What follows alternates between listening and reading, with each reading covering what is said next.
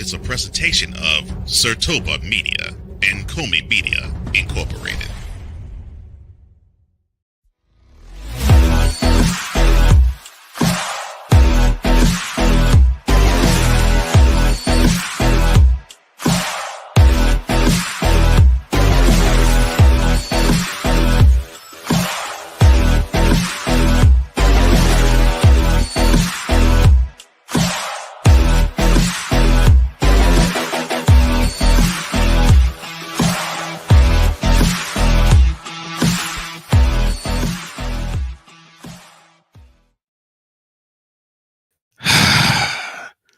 Are we going to see a retirement from a quarterback? And it's not about the money, but it is.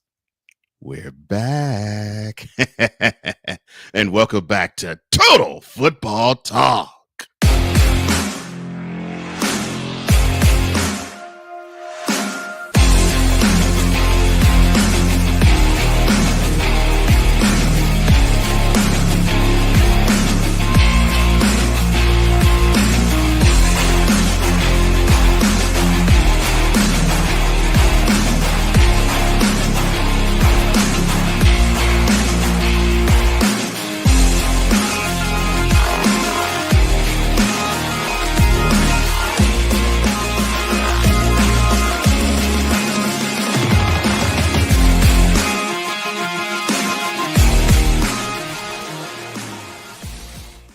Ladies and gentlemen, boys and girls, children all ages, welcome back to episode 77 of Total Football Talk. Hard-hitting news, gridiron action, and fun just the way you like it. I am just one of the co-hosts of this program, Cole Johnson, a.k.a. the Mad Scientist, and the EP of EPs. However, I am not alone because the live wire is joining me today, as he always does. I'm joined by the other co-host of this program. He is Mr. Commander's Gridiron Report, which he probably is beaming from ear to ear now. Mr. D. Will in the evening, and Mr. Inter-Out Sports Debate. Yes, I am talking about the man, the myth, the legend, one Mr. Drew Willingham, a.k.a. D. Willie. How you doing, Thank you, sir? Thank you for that fantastic intro, as I have missed you very, very much over the course of the past month with this time off, and my apologies for the sound. Having some microphone issues this morning, but we'll iron that out this week before next week's episode. Yes, we are. And the feeling is mutual. It's been far too long, and it just felt strange not to talk about football in my every week life. But I'm glad that I'm seeing you. I'm glad we're back. And yes, to lay out everything, you're probably saying, wait a minute, there's no NFL action. No, there's not, but there is UFL action. We will touch on that a little later. But of course, this month, as with every March, we have NFL free agency, and that is what we're going to touch on in opening drive. All right, let's go. We got trips, right? At 42, 989, on two. Ready? Ready. Now, Beaudry and I are aware that every team made free agency moves. We're not going to talk about every single team and every single move that they made, but we're going to highlight the biggest ones. And we're going to start with something in Cincinnati that I personally did not think I was going to see. They actually decided to re-sign both Jamar Chase and T. Higgins. Normally, and the reason why I say this, the Bengals are normally considered how can I put this in a nice way? Cheap. Normally, they would normally a player would play past his first contract, his rookie contract, and then maybe franchise tag him a year or two and then send him on his merry way. Well, not this time. Jamar Chase and T. Higgins, they jointly agreed to long-term contract extensions to remain with the Bengals. And regardless of the core triumvirate, which of course is Higgins and Chase and the quarterback Joe Burrow, what could be the league's most fearsome pass attack in slot for the foreseeable future, the question that I have for you about that, sir, is, are the signings for Chase and Higgins, is it good for Burrow or is it detrimental to him? Right now, they're good for him because they're playing up to the caliber of their contract in this current moment if we were still within the 2024 season. But Hmm. over the duration of their contract, I think this could cripple this team as they get older because they're 2 4-year contracts. Jamar Chase is going to get 40 million per year, it looks like, and T. Higgins is going to get 28 million per year. If Hmm. Higgins starts to outproduce Jamar Chase, you could see somebody gripe about money, and then it could be production or lack thereof being because of money at some point. We've seen these players be divas at times. Not these particular players, but wide Yeah, receivers not in them. general Right. become Hmm. divas. I mean, I don't want to put a stereotype on these players yet because so far at this point, they've done They've been very everything you unselfish. want out Hmm. of a wide receiver up to this point Yeah. as a professional athlete. Yeah. But throughout the course of the next 4 years, you look at the age of these players. I mean, they're still very young. I mean, they're just Yeah. got their Mid first 20s. big time contract extension. Being in their Right. mid 20s, finishing their Hmm. rookie deals, coming off their rookie deals, getting those contract extensions. But as far Right. as the money, they definitely deserve it. But Agreed. detrimental to the team, I think I would have to say yes in the long term because you look Mm. outside of the next 2 years, maybe three. Once you get to year four, I mean, yeah, that's contract year, and you could argue, yeah, well, they're going to do a contract year. At that point, you could get them cheaper afterwards for the next contract duration if they decide to stick around. If at that point they've built something somewhat of a championship caliber team at that point. But Mm. right here, right now, the Bengals are not in championship contention. When these players first started, when they were rookies on their rookie Yeah, deal, and they they went to were. the Super Bowl that one Hmm. time, hey, at that point they were. But since then, even though Joe Burrow has kept them in the conversation outside of him and his two wide receivers and Hendrickson, they haven't had much going on. That's Hmm. why they haven't advanced further than what they have. They need more help outside of the receivers. Good on them to get paid and to actually be able to stay where they want, and good on the Bengals to keep them at this point. But I think over the long term, it could be detrimental to this team. I have missed your football brain. I mean, I could have said it better. Yes, for March 24th, 2025, this is a great, great, great thing for the Bengals. But I agree with you. With a quarterback that'll be 30 next year and an offensive line that has been shaky all throughout his tenure with the Bengals, this could be a hiccup. This could be a big time problem. And you mentioned the other big time player that the Bengals have in Trey Hendrickson. I think they're trying to re-sign him as we speak. So uh, it's great that you took care of your two big time targets in wide receiver, but the money has spread out a little bit more. And I know the salary caps have risen, so I know that they have some more money to play with. But if you're going to allot it to your quarterback and two wide receivers, it does leave a lot of things bare. And let's be honest. Trey Hendrickson last year, if it wasn't for a porous defense around him with the other 10, he would have been a defensive of the year candidate. Just a defensive player of the year candidate. He played that stellar.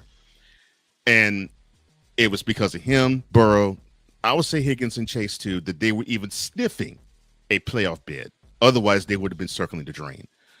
But yeah, I agree with you, man. For now, it's good. Ooh, for the long term, not so much. And I hope that they can do some good financial budgeting because it's going to have to take that for them to actually become a contender again. No relation, but shout out to Wyatt Hendrickson for stunning Gable Steveson over this past weekend for winning the heavyweight title, the NCAA heavyweight title in professional. No, I'm not. I'm just kidding. Amateur wrestling, but in professional style. And that's one thing too. I didn't know that you could leave the collegiate level in wrestling, go to WWE, and come back. I thought I didn't when know that you either. left the collegiates, you were done because, like, when you leave college football, you can't go to the NFL and then still have a year of eligibility and go back and play college football. So how's that work? That's a good question. Random, but I Oh, just figured since we're talking about Hendrickson, might as well bring it up. mhm. Although we weren't talking about that Hendrickson, but yes, that's a good one. And now you mentioned Gabe Stevenson. Wow. Had a golden opportunity and wasted in WWE. Woo. Poor He had a Gabe. golden opportunity to go back to the NCAA. It looks like he wasted it too. Yeah. Yeah. Wow. Oh my goodness. That man can't win for losing for real. Wow.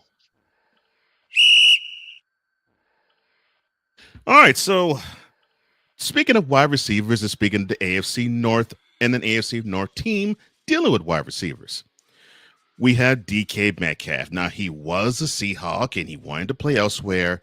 One of the situations he wanted to play was in Houston. I think another was Miami because he said to the Seahawks he wanted to play with a contender and in a warm climate.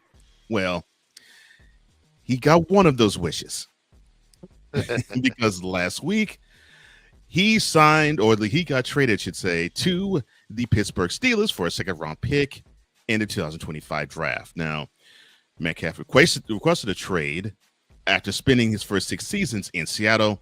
Of course, that's the team that drafted him in 2019. Now, he joins a Steelers receiving corps that includes former number 1 target, George Pickens. And now the Steelers are looking for a signal caller. Russell Wilson, well, they might bring him back. They might not. Justin Fields, he might come back. Oh, no, we'll talk about him later on in this segment. But my question to you, sir, about DK Metcalf is, does this signal the end of George Pickens to be in Pittsburgh? You know, it absolutely could, because after this year, he's an unrestricted free agent. This is last year of his contract, of his rookie deal, where he gets $3.4 million of his contract, which is the highest of his rookie deal. You know, he's 24 years old. He'll be 25 in 2026. This is probably his biggest opportunity to contract year, and if they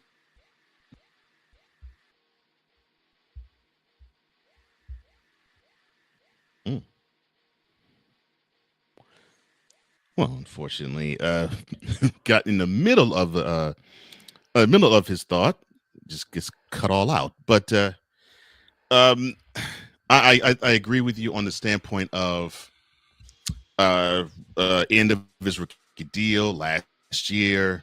He might be able to try to impress. Who knows? But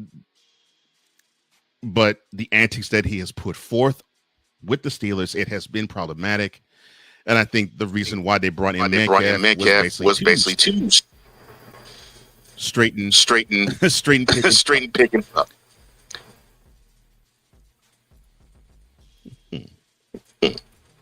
Your thoughts, sir? I don't know if you can hear me or not. Give me 1 second. Yeah. All right. Well, so the way I see it, it's this simple. You have a problematic former number 1 who, when he's targeted, things are fine, but when he isn't, he checks out. And you can see him check out on the field, and he checks out on sideline too, and it's problematic and ridiculous. And I'll give Drew a little more time to actually answer that question. Before that, I'll Can you hear me? Go ahead, sir. So sorry guys if you can see a little down I'm using this headset because of course this is going on with this today. I think it's with StreamYard. You guys are messing with us today. I don't know. Right now, when it comes to DK Metcalf, what I was saying was, you know, he's got $3.4 million until he's guaranteed for the last of his contract. This is an insurance policy for the Steelers. They have things at the end of 2025. You get a chance to have these 2 receivers to see if you have something like what you have at Cincinnati, Higgins, Chase. You have Metcalf, Pickens right here, and see if it works. you bring in somebody like Aaron Rodgers, talk more about that in a little bit, Mhm. and it could work out these two receivers. Or you also have a trade option where you can trade him this year and get something for value still during this offseason. This might not be what we see start of 2025 with these two receivers. He could be moved and get some type of capital, whether it's for this draft, next year, or somebody else to come in here. I mean, he could be draft capital to bring a different quarterback. This whole thing with Aaron Rodgers is free. So there's a lot of different options that you have here, but I think more so this is an insurance policy for the Steelers to have because you don't know if he's going to be here after 2025, and the insurance policy can look at that coming in. I agree. And of course, you could say from a schematic aspect, well, you had the other parts of the wide receiver core be just as inconsistent as George Pickens was. Yeah, but I think this is more tailored toward Pickens to be shaken and understood that, well, you are not the only game in town that we can actually go to. So I agree with you. I think this is an insurance policy just in case if Pickens decides to look elsewhere and go elsewhere. Knowing him, he might. But I hope DK is happy. He might be, might not be. Who knows? But someone who is happy, at least as of now, because of last month, that'd be one defensive end, Josh Sweat. Now, he, to me, was a Super Bowl MVP candidate because he had one whale of a Super Bowl against the Chiefs. And because of that performance and a steady year that led up to it, his payday has arrived. The former Eagles rusher, edge rusher, and champion, he has agreed to terms with the Cardinals on a 4-year, $76 million deal. $41 million of it is guaranteed. Now, the new partnership between the Cardinals and Sweat, it makes a lot of sense because the Cardinals do need a pass rusher, and Sweat, who probably was being a little overlooked in the stacked defense that the Eagles brought forth, he probably has a chance to play more downs. So my question to you, sir, is one with Mr. Sweat. Will the Eagles feel the loss of him? Yeah, the Eagles aren't going to tell you that now, but they absolutely are because this guy was a mess throughout the 2024 season. Defense, you know, their defense was stacked, don't get me wrong, but at the same time, Josh Sweat played a big part of their Super Bowl run, especially in the playoffs. He was a menace in this playoff run. Now, I think this is similar to what Myles Garrett did in Cleveland, where he took the hunt, where instead of staying somewhere where you have the opportunity to run it back, you, in his case, you can run it anywhere in Cleveland, Myles Garrett. Where for this guy right here, when it comes to Josh Sweat, you have an opportunity to run it back in Philly, or at least take a cheaper deal for a 1 or 2 year deal. But he wanted to get paid. I'm not mad at that at the same time. And the Cardinals could be pulling whatever there. I just don't think they have anything close to winning a Super Bowl. And like the Eagles just did know they have the opportunity to do something by running it back. But can't pay everybody. And the Eagles surely aren't going to pay you what you are worth, especially with given the fact they have such a team they do because they've been scrapping here and there to get what they've got through trades, free agency, and the draft. And by the time you finish your rookie deal, you're going somewhere else. And that's basically what happened right here with Josh Sweat. I mean, good on him for taking that $76.4 million for 4 years. I'm not mad at him, but I just don't think that with the Cardinals, the way that they're built right now, Kyler Murray's not a bad quarterback. We've joked so many times for the 77 episodes about Kyler Duty playing Call of Duty and not being so focused on the game of football. You don't have the type of quarterback that you have over there in Philly where you don't have to worry about anything on the side of the ball because your offense is straight. You can focus on your defensive side and, you know, do what you got to do.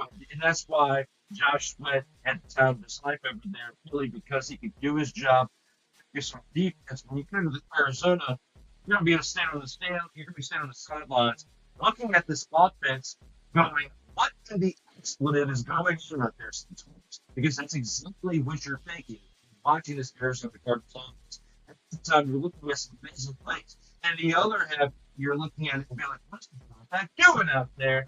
That's what you're going to be doing over there in Arizona now. Just one. I think they're on the right track. I always say that there are key pieces that you need to build a contender on any franchise.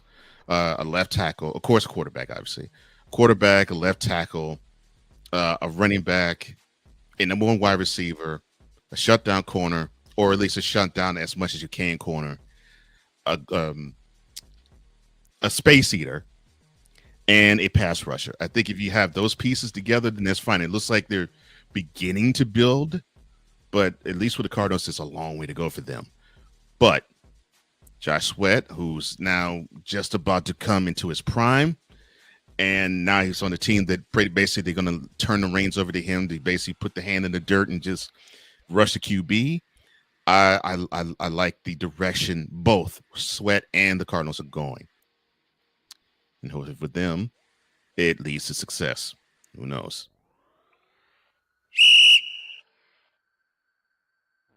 Now, show your bingo card to me if you had Joey Bosa no longer being with the Chargers. Now, it was a shock that they decided to basically cut speaking of pass rushers, the pass rusher head of NFL free agency. However, the Chargers may pay for that cut because they ultimately lost him to an AFC contender, that in the Bills. Now, Bosa's departure was the most obvious point of the offseason for the Chargers, given that it was a $25 million hit that they took in cap savings that they wouldn't have to take a hit for, so they saved money. Now, it was considered predictable with the team, just as it was considered predictable for the Chargers for them to then shift a huge chunk of money that was slated to retain another pass rusher, that in Khalil Mack.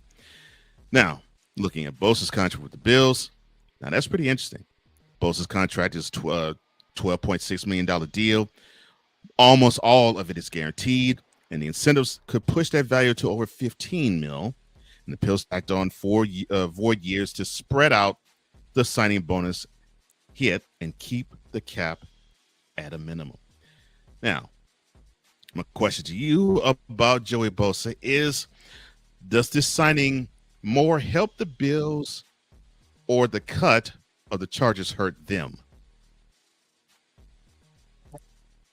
I should say, what is it more? Does it more help the Bills or does it hurt the Chargers more? Because, I'm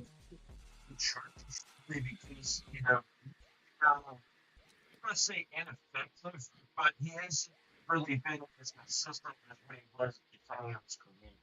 He wanted a breath of fresh air. There's a lot of he basically have to go to the 49ers and play with his brother. Fortunately, they worked out well, at least so I like the parents a little bit.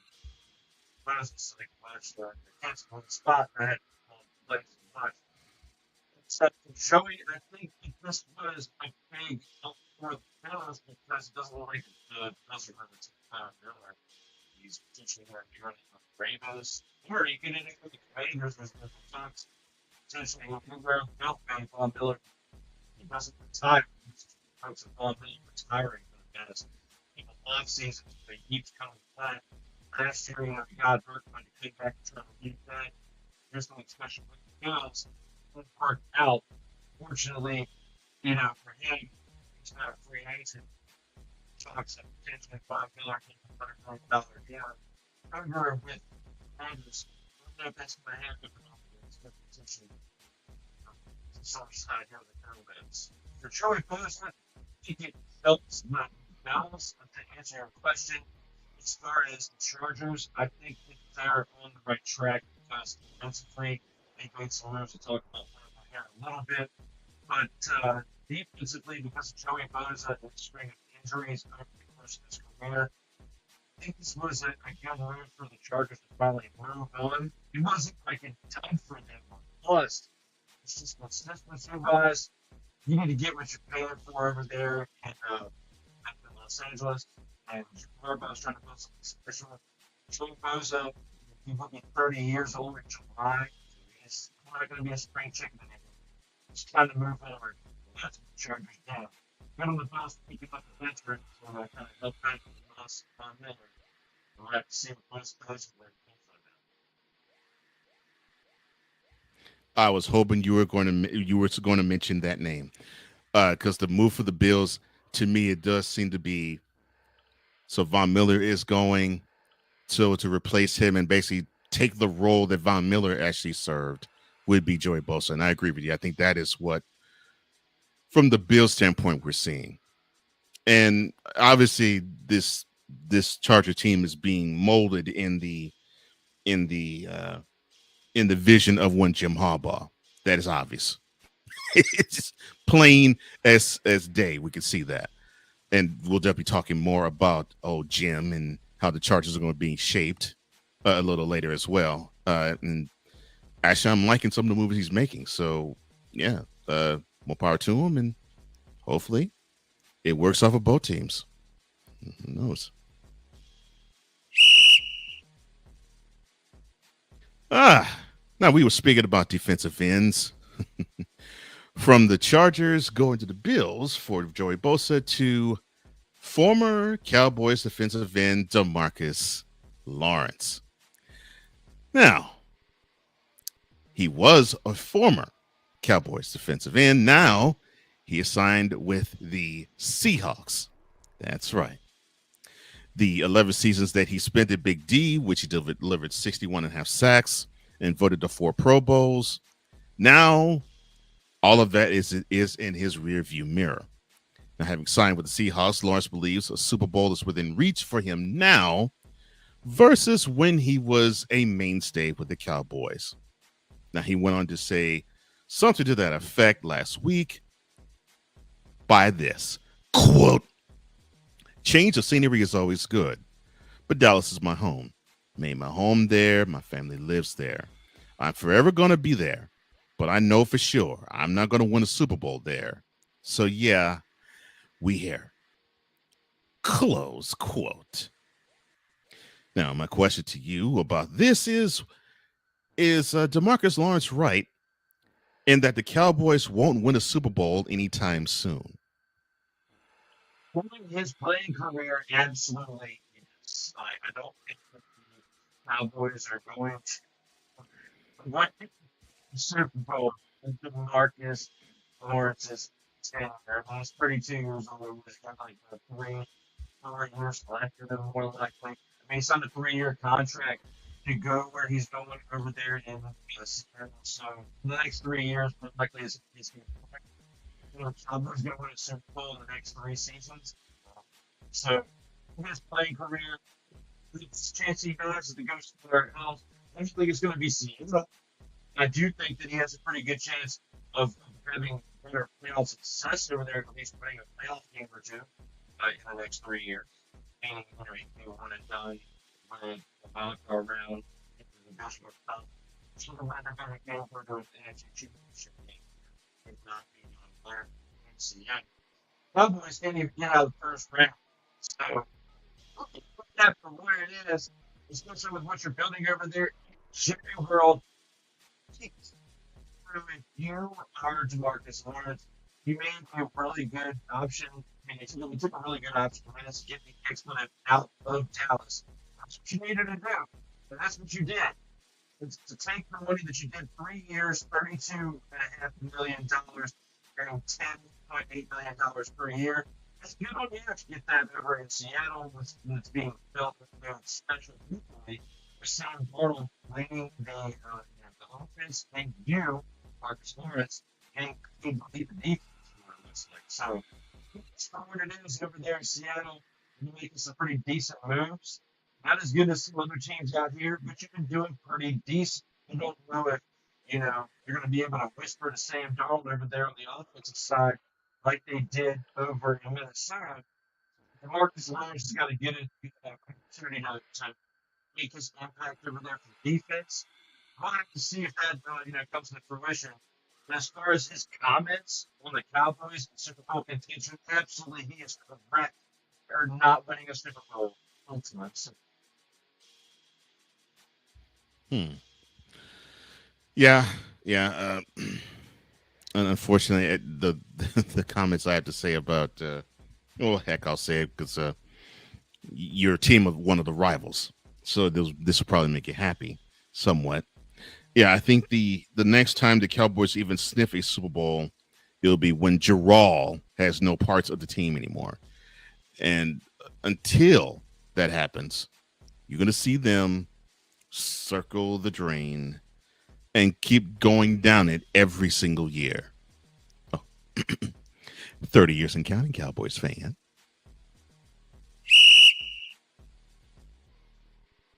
Oh, a move that is near and dear to your heart, sir. Laramie Tunsil, former Dolphin and former Texan. Now he belongs to the Commanders. Now, the Texans, who were facing some salary cap problems this offseason, they agreed to deal Tunsil to the nation's capital in exchange for 4 draft picks, 2 for this year's draft, 2 for next year's. Now, it's a trade that solidifies the Commanders' offensive line going into the 2025 season and beyond.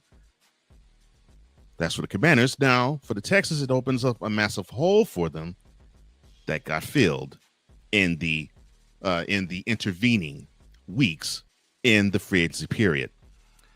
Of course, protecting CJ Stroud was an issue last year, and that has been, I guess, a source of trying to solve in the offseason and the upcoming draft to come.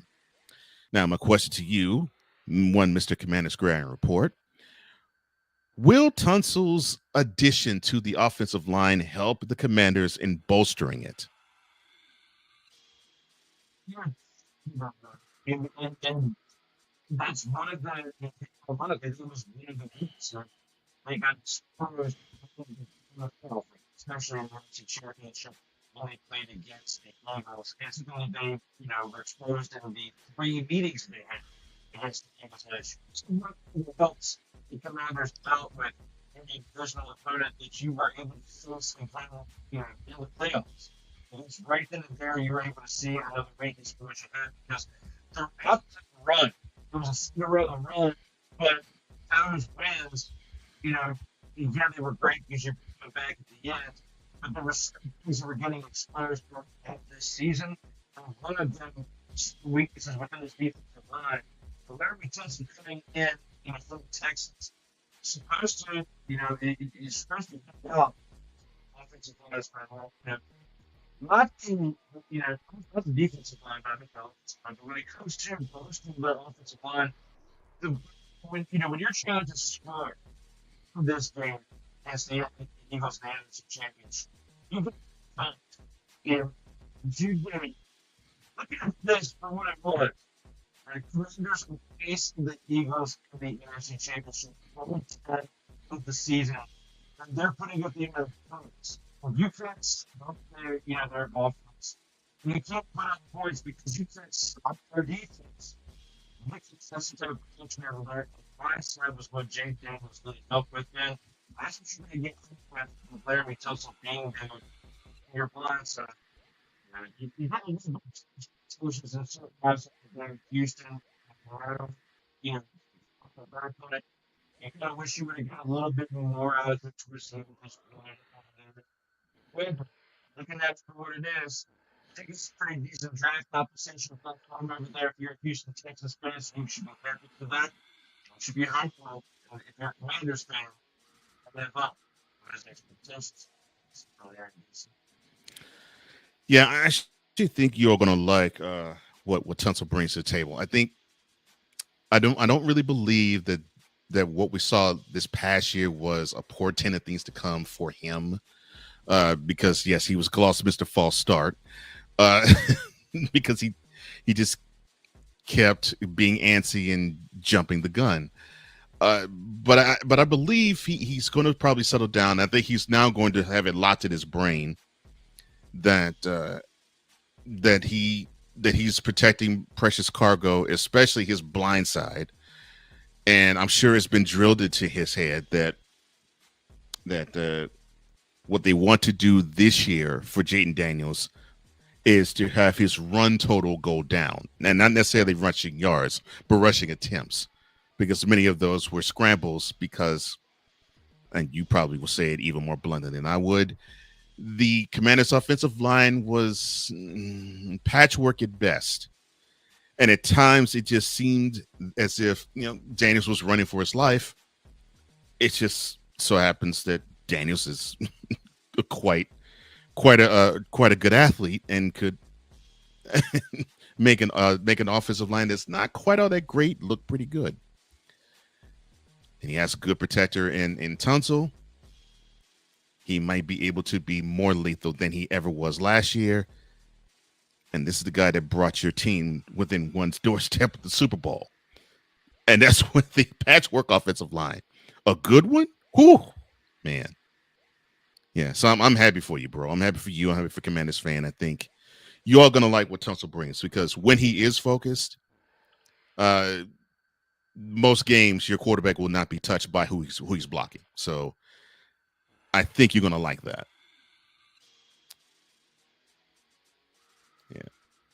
The first big games, we really need him to step up in. That's going to around the Eagles.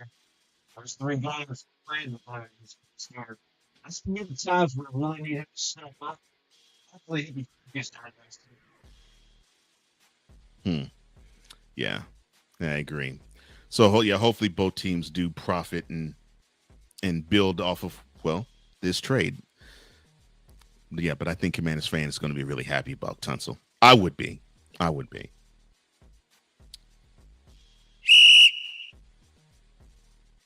Oh, somebody who might not be happy of a welcomed addition, that would be one Anthony Richardson. Why? Because the Colts decided to sign Daniel Jones. Yes, the same one who was the starting quarterback for the New York Giants. They signed him this offseason.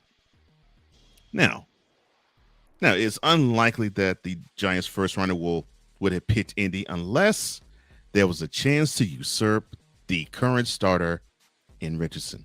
Now, it's 2 seasons talking about Richardson. Has been characterized by injury and ineffectiveness, sometimes a few impressive bombs, a whole lot of times inaccuracy, and one ill-advised tap out against the Texans midway through last season. The number 4 overall pick from 2 years ago played in just 15 games, and now he's battling for his life. Because now with the addition of Jones, it is not this guy is to help you along. It is, this guy's here to push you either forward or push you out. Now, my question to you about this is Anthony Richardson's time as an NFL starting quarterback coming to an end? It's looking like it. Because, last year, so out of the last year. And you get that, it's like the recipe for the bring in Danny Dimes, okay? You first thing up, and you are going to pay him what is Dimes getting over there, and $18 million for 1 year. It's about $14 million per the street. So $14 million to ride the thing. Right? It doesn't happen that way. But $14 million to ride the thing. And that question of Richardson, he's enough. You are running enough to pursue you to the UFL to see it. It's NCAA. Just Gable Stevenson did. Oh, Anthony Richardson, because you're getting in the NFL. Your time is done, and just like John Cena, my time is now for Daniel Jones. That's what's happening over there. The last time is now for Daniel Jones, and the last time is now also Daniel Jones, Garcia, Anthony Richardson. After Garcia in there, just because I'm He had to throw in a John Cena reference. Oh my gosh. Yeah. Unfortunately, I think the same. I think Richardson's time is up, and it looks like Daniel Jones is going to replace him. And reason being, now he has had one full season of games, and he just seemingly does not have a grasp of how to play the quarterback position from the pocket. Uh, in order for him to be anywhere remotely successful, is you had to have a moving pocket with him, and you almost had to resort back to revert, I should say, back to when he was in Florida, where you had to rely on his ability to run and his ability to chunk the ball 50, 60 yards downfield. Yeah, you can probably get a few good plays here and there, but championship contender, nah. Need a steadier hand, and unfortunately, he's proven that he has not been, I won't say receptive or willing, but it seems like he has not been able to be that steady hand yet. 2 full years in the league, 1 full year of starting, and it looks like he has advanced not too far from when he did start in Gainesville. Well, we'll see when we get to July and August, but it doesn't look good now as we are rolling from March into April. Danny Dimes, though? Jeez. But speaking of a signal caller that is probably going to get a new lease on life, the Rams earlier this month announced their new agreement with Stafford, Matt Stafford should say, earlier in the month without initially revealing any details. Now, the 37-year-old had 2 years left on his 4-year, $160 million contract extension he signed back in 2022 after leading the Rams to a championship earlier that February. But his $27 million salary for the upcoming season was significantly less than the compensation for most quarterbacks of his stature. And the deal only had $4 million in guaranteed money remaining this year and $0 for next. Well, that's all taken care of, or is it? My question to you is, how huge was this re-signing for the Rams of Matthew Stafford? Really, I think it was because you really didn't have any other options. That's current. Because look at what Rodgers is doing on the one-field Western's doing, right? It's not just slow development terms. They're supposed to be interested in Rodgers. So the Lakers to hold on to Matthew Stafford, it was big because, how else do you have their sense of that? Let's say there's right now. I mean, we have 72, okay? I think give me two, okay? What? Talk about how much of a letdown that guy is, right? And that's talked about several times with this. Felt like his nickname, felt like which option. Quarterback Jimmy G. Bradley sort of do like the option over there right now because he proved down the stretch when they were getting last year when he had options on color less than a couple that time. It's not like it's around because Russell had species but what you had when you had it last year, you guys got the options. You did pretty well. He's still got something to prove out there. He wants to get another Super Bowl ring. Will it happen? Not likely not over the Rams, but at least he can go out on a good note. For Stafford, something pretty good. That's going to happen. Well, of course, we have a mutual friend and playmaker who he, of course, is not just a Rams fan, but he also is a Rams insider, and he seemed to really celebrate the signing. He thought it was a good thing, in large part because he didn't want someone else there. But and I don't blame him. My only issue with Stafford there is not his talent. The dude is prodigious of talent. And I don't even think it's his durability. He's one of the toughest quarterbacks I've ever seen.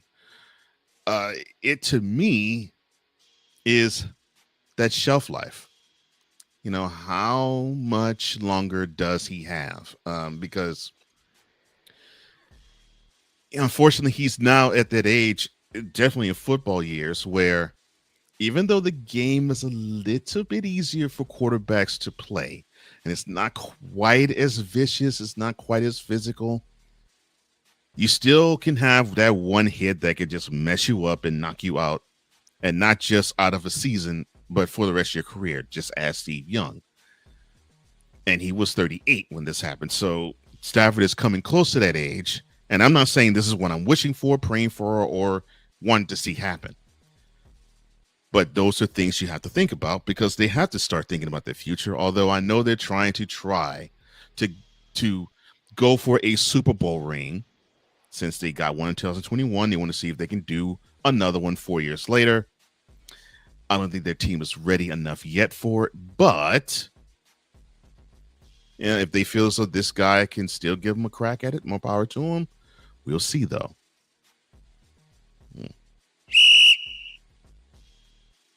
Now, a QB going from one place to a new spot, his third in the last 3 years. That'd be one Justin Fields. Now, he was the number one overall a few years back. And now he gets to go to the Big Apple. Yes. So, Mr. McCarthy, smile. You have your franchise quarterback right there. One Ryan McCarthy of no credentials required fame. He joins the Jets on a 2-year, $40 million deal. $30 million of that $40 million is guaranteed.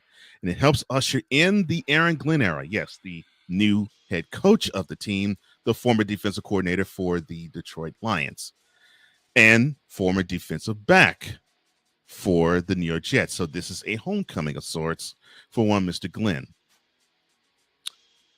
However, Fields could probably serve as an explosive offensive weapon for the Jets with the talent and playmaking ability to supercharge an attack featuring, of course, running back Breece Hall and wide receiver Garrett Wilson.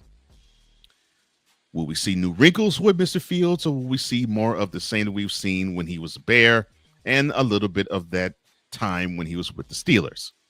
We'll see. But my question to you is not necessarily that. It is, are the Jets better with Justin Fields, or would they be better with a departing Aaron Rodgers?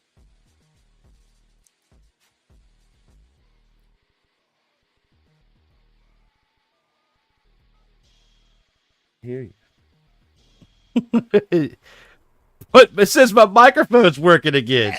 So I don't know what's going on with StreamYard today, Cole Johnson. I don't know what it's StreamYard. It's not me. I'm not losing it over here. This is awesome. But I can't hear you, and I'm going to go.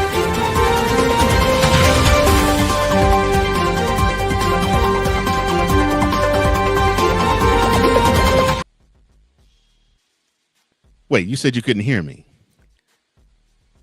All right, let's see. Because the microphone's working, let me back out. I know we are live. Let me back out and see if I can get my head. I got to be able to hear you. Yes, definitely. Well, anyway, I'll rethrow the question back at him, but let me greet the people. The first one was Sig Dickey. Yes, we've had some technical difficulties. We had a whole lot. We were trying to address it before the show went on the air. Unfortunately, that didn't happen. So because of a time crunch, we have to basically have a show must go on approach. And so it would be great if we could go to commercial and come back, but not so much. But thank you for your concern, sir.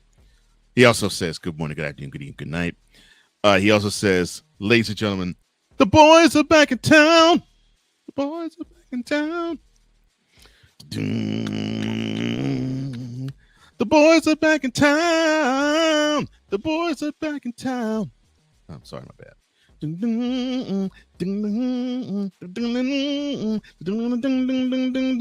My bad. Ryan McCarthy, Mr. Jets fan, he says, good morning to these two kings. Bengals fan is happy that they kept their offensive core, which I agree they are, but they know their defense needs to step it up, and they probably need to do more than just sign or re-sign Trey Hendrickson. Man, it's been a while since I've seen you, one Mr. Constipated in Sin City or CISC. What is up, man? I hope everything is good with you in Vegas.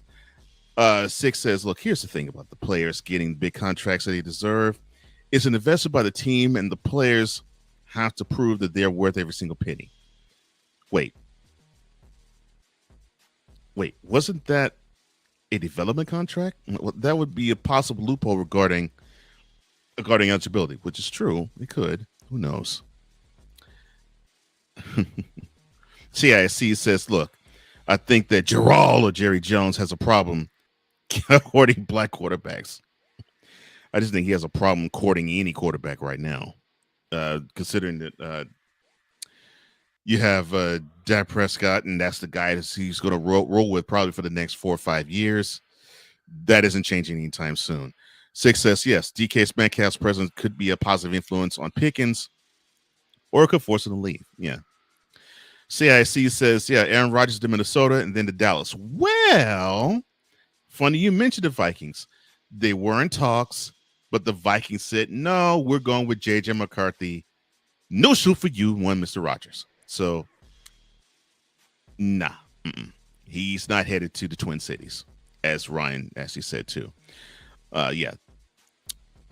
CIC says, do you fellas remember Marion Langston of the Unknown Comic? The name's familiar. Oh, Ryan says, hashtag don't complete the meme. Thank you, sir. Now, one Mr. Winningham has returned. Now the question is, can he hear what I am saying? That is the $1 million question. He can. And can you hear me just fine through my audio? Is my audio good? Your audio is absolutely perfect. Yes. Nice.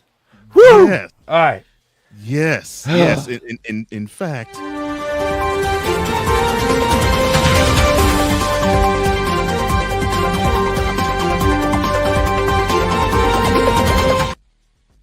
This just ended the Twitter Football Talk News Desk. We are no longer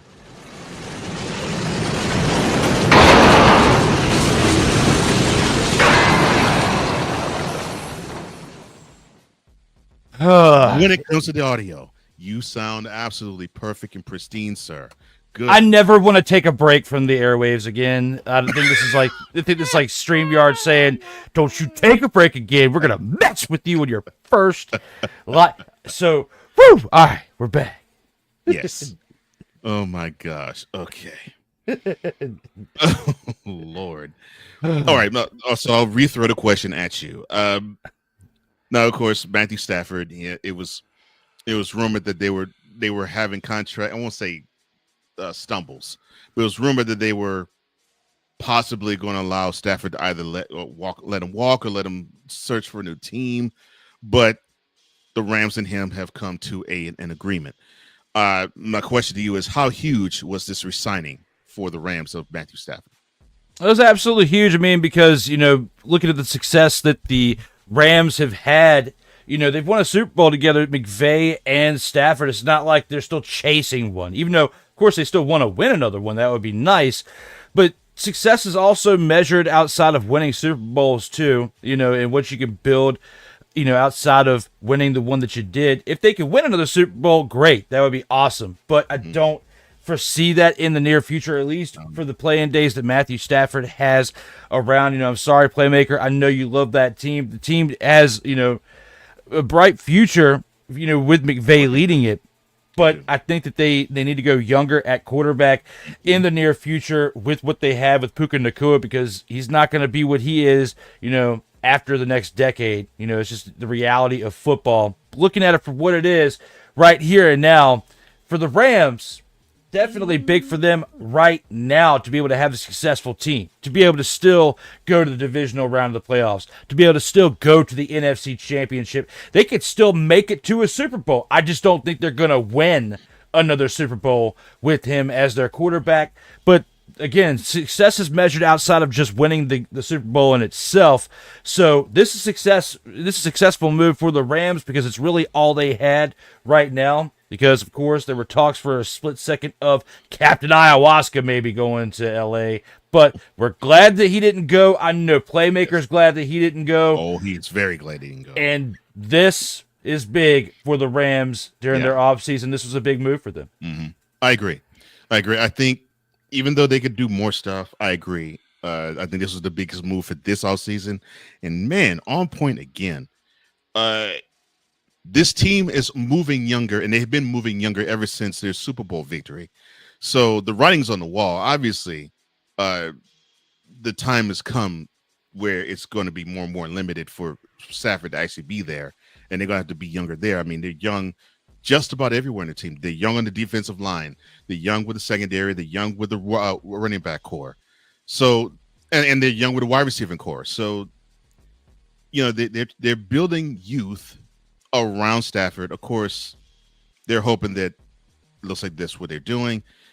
It looks like the youth would probably bring up their level of play, and then when Stafford leaves, they can plug in someone else, and they can go back to Super Bowl. I agree with you. I don't think that the Rams are going to go there this year. They don't have enough pieces to be that type of team. Now, can they make noise, and can they probably upset a team or two? Yeah. And they're the best team in the NFC West still. So, I think they will make a presence, but I agree with you. Like if you say, but as good as the Lions, are they good as the Vikings, as good as the Eagles? Now, we have to actually now say, are they good as Commanders? No, I don't think they are. But we'll see how will they move this year with Stafford at QB. But speaking of QBs, one Justin Fields, formerly of the Bears, formerly of the Steelers, with a cup of coffee in 6 games. Now he gets the run of the litter with the Big Apple and the Jets. Yes, so it's Fields and the Jets this year. Will we see more of the same, or will we see a new wrinkle with Fields? We'll find that out in 2025. But the question I have for you about the new signing of Fields, are the Jets better off with him, or would they still be better off with a departing Aaron Rodgers? That's a really good question, Cole Johnson. Looking at this Jets team last year, okay, this Jets team, look at the amount of wins they did. All right, 2024. I'm trying to gather myself for a second and compose myself on the air. We've been through a lot in this first hour. Audio was messing with us. All right. StreamYard was throwing us the middle finger for 45 to 50 minutes. Okay. I'm just now back to where I can get into promo mode. We are warmed up. Let's get 45, 50 minutes. We're having some about a good hour and a half almost, because we were having some technical difficulties before. This has been an experience. So just like it has been an experience for the New York Jets, I compare and contrast the two. Nice. We have been dealing with the New York Jets of internet service and options for the day, and I felt like it was a sign of things to come for this topic right here, because it doesn't really matter who's your quarterback, whether it's Justin Fields, Aaron Rodgers, Brick Johnson, doesn't matter, okay? You have got a dumpster fire over there in New York. I'm so sorry for you, Ryan McCarthy. I feel for you, because in Washington, we dealt with this for a couple decades, where you've got poor leadership in the front office, because an owner, or an owner's sons or son in this case in New York, is interfering with the moves that are being made, and also voicing his opinion during a season that a few words can affect the morale. And that's what could have, I'm not trying to point all the blame at the kid here, but I'm not saying that he didn't have anything to do with it either. And bringing in Justin Fields, a quarterback who still, he's still not fully developed yet. You don't have somebody over there in New York that's a quarterback whisperer that could develop him. Like, if Justin Fields was a backup in Minnesota for a year, like what Sam Darnold got with the experience to actually play, which, benefited Sam Darnold, then that would be good for someone like Justin Fields to really learn how to play the game of really learn how to play the position of quarterback in the NFL, which is what he got a little bit over there with the Steelers with good old Artie Smith. Because even though Artie sucks as a head coach, he's pretty good as an offensive coordinator. I'll give him his flowers. He's decent. He deserved his opportunity to become a head coach because of what he's done as an offensive coordinator guru. I give him his flowers where it's due, okay? But here with Justin Fields or Aaron Rodgers or Gumby, it doesn't matter who your quarterback is over there in New York because it's a dumpster fire until they prove me wrong or prove otherwise in general. I'm sticking with it because Aaron Rodgers, throughout his tenure with the New York Jets, led them to 5 wins. 5 wins, Cole Johnson. 5 wins in his time. And before that, he played 4 snaps. 4 snaps. In the previous season. So, yes, 5-12 is what you got out of Aaron Rodgers. And before that, Zach Wilson, they were crying expletive this, expletive that about him. And he had better success over there in New York than Aaron Rodgers did. Yes, he did. So, you at this point, you'd be better off just keeping Zach Wilson. Going back to him.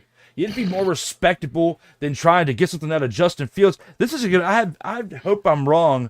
This is gonna hurt Justin Fields' career going there as the quarterback. More so, it's more of a risk to go to the Jets as a quarterback right now than it is to go to the Giants and be a quarterback. I agree with you on that, actually. From the standpoint of, like you said, the front office is an absolute travesty. I mean, it literally is reflecting, for the exception of possibly the toxic environment that one Daniel Snyder brought to, unfortunately, to your Commanders. The same is now starting to be said about the Jets, where it's like, we're not expected to be crap because we think the front office is going to crap the bed and make this team worse and worse and worse by whatever moves they make. And the sad thing is, they actually had some great moves in building a really good defense. But the offense, they sputtered and kept sputtering, and now the defense is reflecting the offense too now. So it's just been ridiculous. I mean, and it's been this moribund ever since 2011. And they've been a literal laughingstock ever since 2012. Heck, the Thanksgiving of 2012, when the birth of the butt fumble happened. So, I mean,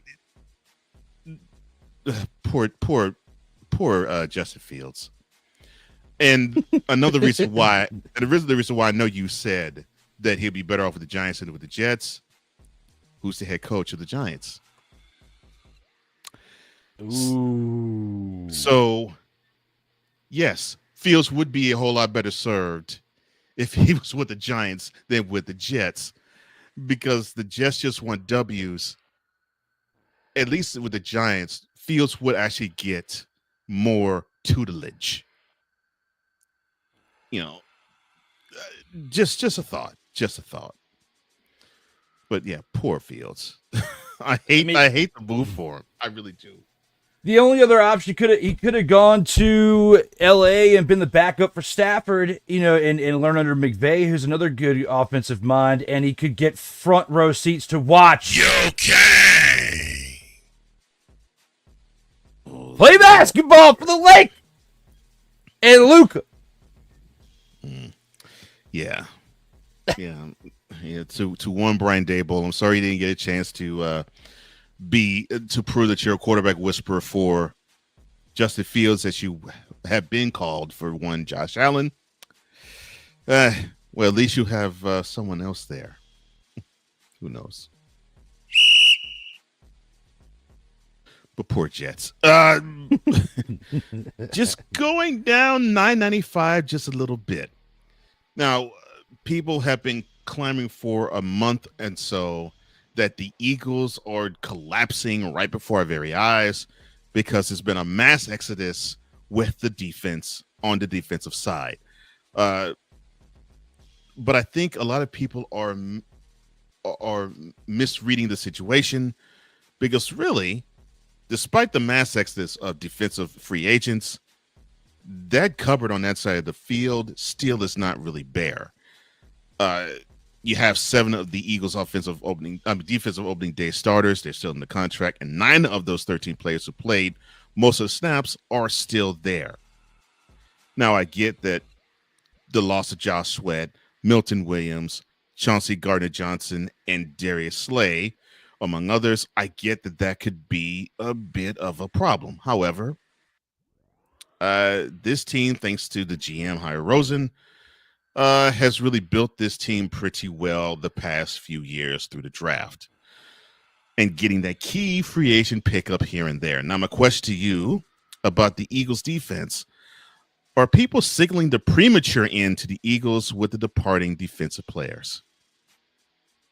I mean, it sounds like it. Not the fans though. Not the fans of Philadelphia, because they're still talking their smack, of course, because they rightfully so, they just won a Super Bowl. And they can. You can, just like the Commanders fans can talk smack over the Lions fans, regardless of what the Lions fans think, because they did own them in said divisional game. But 2 months later, wow. Still doing it. Still doing it. Had to. We haven't been on the air in a while. Had to. But right here, when it comes to, are people signaling the premature end to the Eagles? I think they could, because they still have some talent over there. They can still run it back and still make it to an NFC Championship game. I don't think they're going to the Super Bowl game. I don't think they're going to the Super Bowl next year because of what they've lost. I think they're going to have to gain some back. And we still haven't even made it to the draft yet, regardless of what anybody thinks. They could find a couple sleeper picks throughout the draft. That it happens all the time. So, they've already built something pretty special with some of the young talent that they had to even got them to this point, along with the free agent moves that they made over the years to get to what they got to in 2024. So I think it is a little bit of a premature end, but at the same time, all I'm saying is, NFL, anything's possible. So don't weigh anything out. We didn't think they were going to be able to get Jalen Carter when they did, and of course, look at how that resulted in it to a Super Bowl. So for the Eagles, I think it is a little bit of a signalation of a premature end with all the departures, because you lost Slay, who is a big leadership over there for your defense. And then, of course, we just talked about Sweat a little while ago. There's many other moves that happened this offseason. But here and now, it's a really good question to pose for this. But I think people just need to ease up on it a little bit. We haven't even gotten halfway through the offseason yet, and people are throwing up the red flags on that outside of the fans of Philadelphia. Right. Let's go back to and circle it back around to what's important now. All right, I agree. I think, and it happens.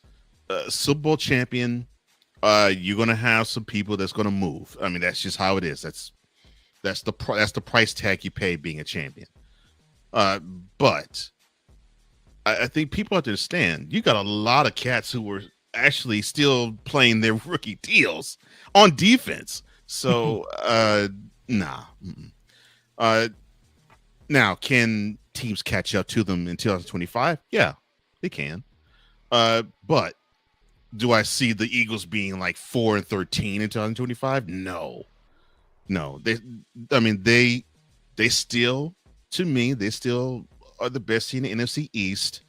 However, the gap might be closing with how the Commanders have been going this offseason. That is going to be the most interesting race to me, in my opinion, in the NFC. But, of course, that is for a conversation about 4 or 5 months down the line. But right now, as we stand, 1 month before the draft, exactly 1 month before the draft, the Eagles are the team to be envied. I mean, they have the shiniest brass ring, and they're the defending champs, and you got to try to knock them off. So until that happens, I can't really signal the end of the team now. Maybe a step back, but an end, no.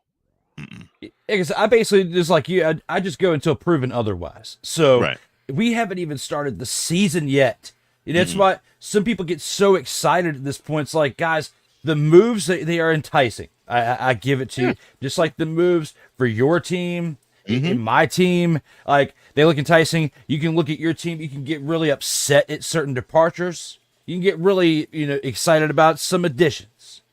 But each year, we then weigh out, do these additions outweigh the subtractions? Or do these subtractions outweigh the additions? Which, either one, and we drive ourselves nuts for 6 months, okay? Yep. And we haven't even watched a snap yet. So we can analyze, we can have a good time with it, but I don't want to rule anything out. That's why you would be disrespecting the Eagles in their franchise at this point if you completely do that. So no, I can't do that at this point. It's a premature end to those who are saying otherwise. I agree. Let's see how the champs defend it, and until then, yeah, let's not say, yeah, they suck, they blow, and they are going to go down the drain in tubes. Not yet, and I don't think it's going to be personally in 2005 either. But let's just stop that type of talk now.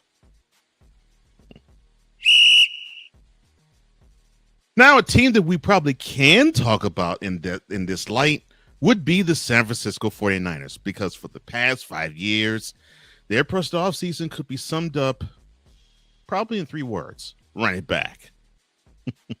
But after a 6-11 season this past year, run it back ain't the 3 words they're saying. What is happening is what 49ers fan is saying. So in the opening week plus of free agency, maybe even 2 weeks of it, the 49ers have endured an exodus of key players. We'll talk about one of them a little later. Now, as of this past Wednesday, 15 players who were traded or released or departed as free agents, they have signed deals that, if they wanted to reach maximum earnings, would be up to over $341 million. The 49ers, meanwhile, have signed 10 outside free agents to deals that would be worth up a total of 42, with an annual value of $2.3 million, which is the lowest in the league. They fully guarantee just under $5 million. Now, I know this probably brings a smile to playmakers, Cool McCain's, and even my partner's heart in having this being mentioned. But I'll pose the question out to you just blunt. Are we witnessing the 49ers pressing the reset button? Oh, absolutely. Absolutely. I mean, you let Debo go for a 5th-round pick. What is happening out here? I had to censor myself on live TV because we had to get to that point right here, because you have somebody out here, and we love him to death, his name is Snowman, who is a fan. We do. He wears this team on his sleeve. But seriously, 49ers, what is going on with these moves that you have been making? 5th-round pick for Debo? That's it. That's all. Yes, you are absolutely pressing the reset button. I had to censor myself twice. Oh, Lord. Oh, Lord, this here, though. Wasn't expecting it. That's a gem and a half, bro. Yes, I agree. I think they are pressing the reset button. I also think they're trying to probably make room for Purdy, and when he has to sign his first big NFL contract too. But with the amount of players that have left, it makes me think, yeah, this is more than just making room for the new Purdy contract that he's going to eventually sign with them. This is sort of like they're rebuilding. It's like the collective front office has been saying, I don't think this. I think we have gotten as far as we can go. I think we have capped as high as we can. Let's scrap it and let's start over. I mean, that's what it's looking like to me. And it's unfortunate, but 49ers are not going to be the team that I think we that we once knew, at least in the recent memory. Now, I would throw the extra question of is Kyle Shanahan's seat warm because of it? But I don't know. Oh yes, Sorry. yes, sick. I vote we need a what in the all types of blue hell button, because that would have been another great one to throw in there too. I vote that if we can have that for next week, if there's a way you can slide it in, if not, it's all good.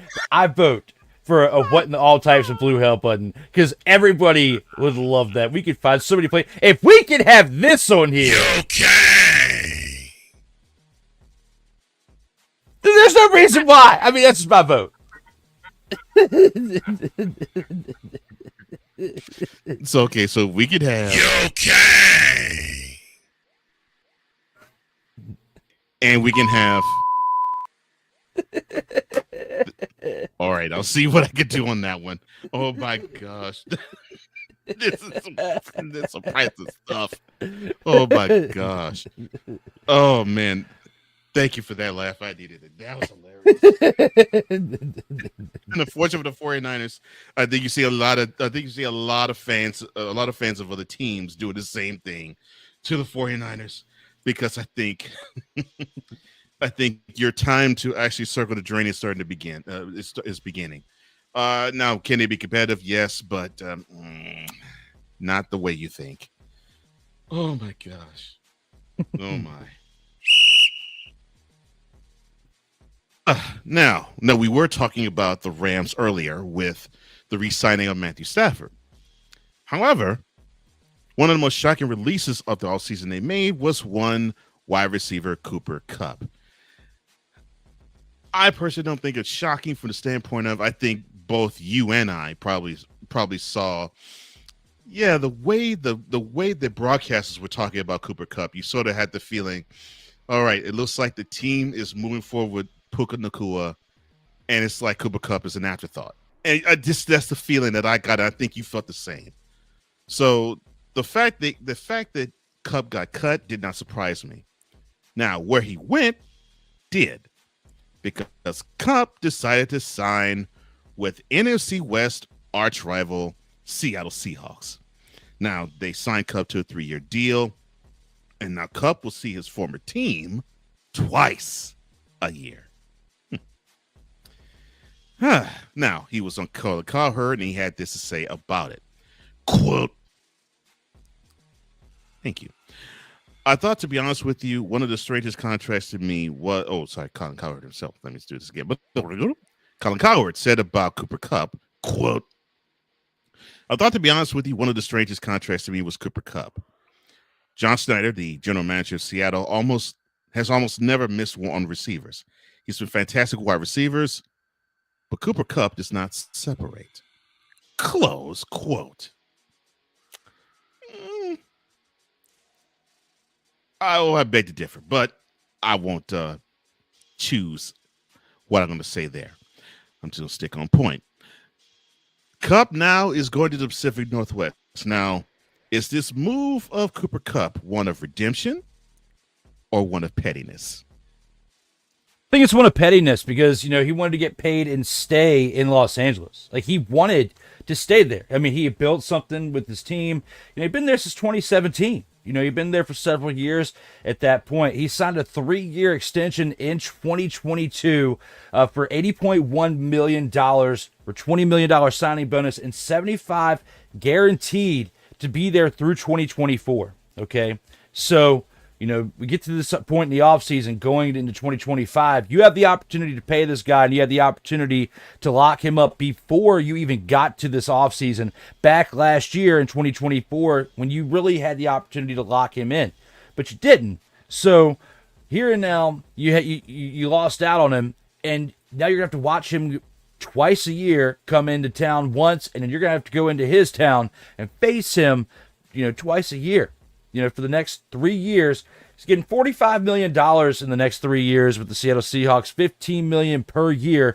I mean, it's not chump change. They're paying him, And you could have paid him, but they could have afforded to pay him, but they want to go younger. You got Nakua, who you just brought in a shiny new toy.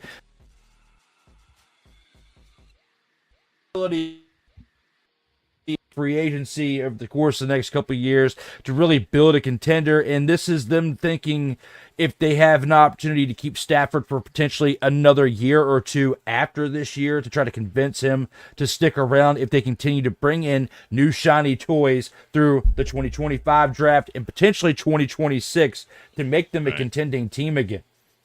They're not many pieces away from winning a Super Bowl. I want to go back to what I was saying earlier. I'm not trying to throw shade on them. Like, they have the ability to do so through a few pieces, but right now, as of what they have on paper right now, no, I'm just saying. But to keep Stafford and to retain him, with Kupp leaving, that frees up a good amount of money to where you can spend it somewhere else. But I do think that there was some pettiness within Kupp going to Seattle because it's a divisional opponent. They are a team that's not bad, a team that's built to contend to an extent. You bring in Darnold. We were just talking about DeMarcus Lawrence over there for your defensive side a little while ago. So it's not bad for if you're Cooper Kupp. There, it's not like you decided to go to Cleveland or something. That is definitely huge question marks around everything over there. Besides Myles Garrett, we already know that their defense is going to be able to contain the other offense. It's just their offense can't score anything. So it's not like you went there. So for Kupp to go there and to be what looks like the number one option over there because they traded DK Metcalf away to the Steelers, it's big for the Seahawks to bring him in, but it's petty on Cooper Kupp to go to a divisional opponent and face the Rams twice a year. Okay, good. I'm glad that you said that because that was what I was thinking when I saw that. I was like, when I saw the move, I was like, "Oh, that's a petty move. That's a petty move." He's trying to rub it in the face of the of the Rams front office. I'm like, "Oh, this is going to be good." But yeah, to your point, the Seahawks aren't bad. I mean, they ended up with the same record as the Rams. They only lost out on the NFC West in the playoff bid because of losing the strength of victory against the Rams because they actually split the season series with them. So, talk about splitting hairs. I mean, the Seahawks are, well, I won't say they're contenders to the point of championship contenders, but they probably could, if they find the right pieces, usurp the Rams as the team kings in the NFC West. We'll see, but I don't think that's far-fetched. Or at least I don't think it's far-fetched now. We'll get a chance to see how that goes a little later.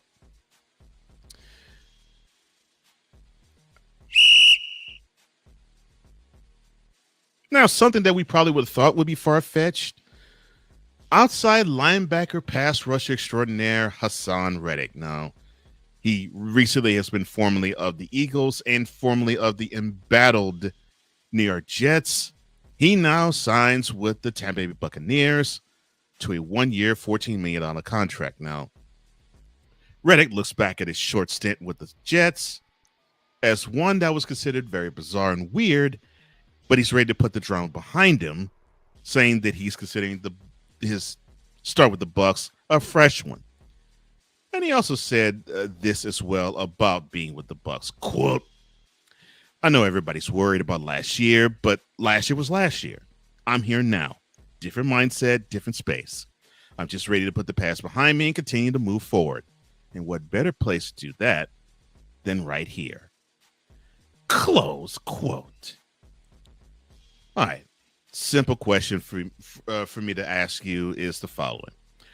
Will Hassan Reddick be a welcomed addition or a hindrance to the Bucs? Let me talk to you. It is not a total. Surprise, motherfucker. How much of a hindrance he was to the Jets last year, okay? And how much, of a disturbance he was over there, not only to when he wasn't there, but to when he even showed up, he didn't really do anything to really bolster, help this team out at all. So he was just as much of a problem to the defense as Aaron Rodgers was to the offense. as far as the morale of this team. So looking at this for what it is, I'm pretty concerned for the Bucks now. Your team, looking at what happened over there in New York. So, is he going to get unhappy with his pay after playing for, this is it actually, is this for more than 1 year or just a 1 year deal? That's the one thing I lost on. Oh, sorry. It's a 1 year deal. Okay, so all right, so at least the benefit for the Bucks is that it's not like he can get upset about his pay and not play. Like, this is a prove it deal for him right here, because you have 100. to play not only for a contract beyond this year, but you gotta play to really get paid beyond this year, because it's not a horrible contract for you. It's an opportunity, and to go to a team that's an actual contender, because the Bucks are there. And if he's actually playing to what he's supposed to be playing at right now, he could be a huge, huge missing piece for this team's defense. Okay, because certain things that he can help out with, they've been getting smacked around on, and which is why they've been losing games, because Mayfield's been keeping them in there on the offensive side. If you notice, last year I didn't really call him Bunker Stayfield that much, maybe once or twice. The year before, our first year of this show, I called him Bunker Stayfield all the time, but not as much. I gave him a break this year as much. So it's the offense that actually really improved this past season, better than what they were his first years, around. But the defense definitely needed some help because they were lacking. And, if Hassan Reddick is on his game, he could be a huge, huge addition for this team in 2025. But, for now, I think he'll be a welcomed addition, to answer your question, at the beginning. But at the end of this year, at the end of this 2025 season, we could potentially see him be a hindrance if he doesn't get his way, because he seems entitled. And entitlement in sports and team play does not work. Eventually, there's going to be a clash, and there could be. But if he is a all-in type of player, and it just to prove that the scenery over there, the morale in the Jets locker room was bad, and it wasn't just him, we could see that being proven over here, with his stay in Tampa Bay. So hopefully he gets that opportunity to prove that, and gets to prove us wrong to where it is a welcomed addition. I think at first it will be, but I won't be surprised if it does become a hindrance by the end of the year. Yeah. I think how you phrased it is absolutely perfect. And the caveat for me would be if he finds himself being rotated more than he would like, and he doesn't have as many plays in a game. Like, I'd say the magic number would probably be maybe 60 to 65 plays. Like, if he doesn't play that many in a game, I could see him later on down the line griping and kvetching to Todd Bowles, saying, "You brought me here for this reason. Why am I sitting?" I could see him being a distraction and a hindrance to that team for that reason. But if he's playing that often, like he did 2 years ago with the Eagles, then I think he might be okay. But we shall see. But I do agree with you. I think for now, I think it'd be fine. As the season wanes, well, we hope it will be the same, but it might not be.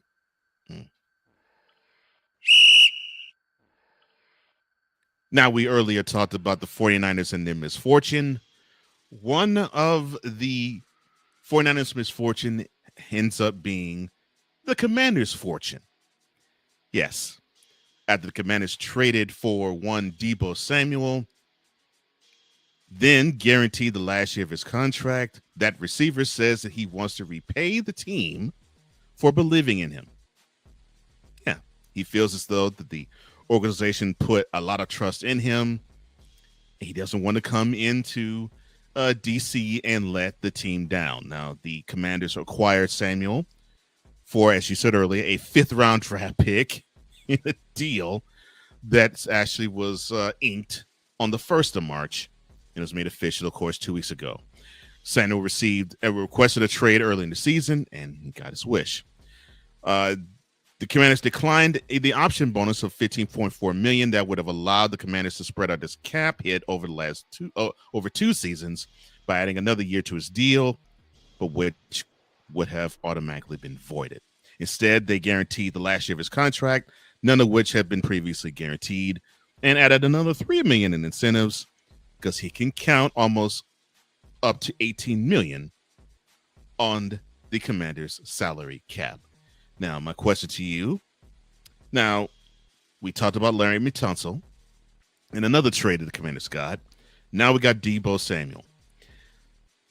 Is Deebo Samuel the best free agent pickup this offseason for the Commanders? No, unfortunately not. With them bringing him in, it definitely with the offseason moves, trading a 5th round pick for him, it's not a horrible move at the end of the day. I'm not mad at it, but there were some other moves that they made, with free agents that some were from this team that they re-signed. Once it got to a free agent, they hit free agent status, but they're technically a free agent, but they played with the team this past year and were a big part of how they got to the NFC Championship. And I want to go over a couple that I think are better than Deebo. One, there's a receiver that's coming in who could potentially prove to be better than Deebo this year. I don't think so, but it's potential, and that's Michael Gallup. He's former Dallas Cowboy, had some success over there a little bit, and then he went to the Raiders. So with Gallup, potentially could end up being better than Deebo. I don't think that's going to be true, but I'm just saying there's potential there with that. Bringing back Cleveland Farrell, who did pretty good over there on the defensive side. He's returned to Washington on a 1-year deal. I think that would be more impactful than Deebo Samuel as to, between that, the wide receiver who caught the Hail Mary catch is coming back on a 1-year deal. That's Noah Brown. Somebody who was a big pickup during last year's offseason moves, Michael Dieter, is somebody else who was big last year on the offseason moves. Is coming back on a 1-year deal. The center for the offensive line, and that's who that is. He was resigning. I agree. Looking at Marcus Mariota, backup quarterback, coming back on a 1-year deal. That's a pretty big move right there if you look at it. Bringing back a free agent. That's bigger than Deebo Samuel coming back. Zach Ertz, what he did as a tight end. 1-year deal coming back. That's bigger than the 1-year deal we've got because it's 1 year left on Deebo's contract is what he's playing with. Right.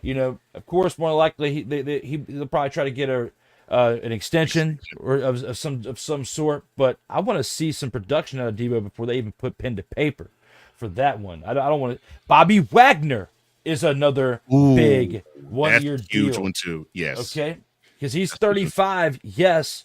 And he could hit a wall this year. We've seen it happen before.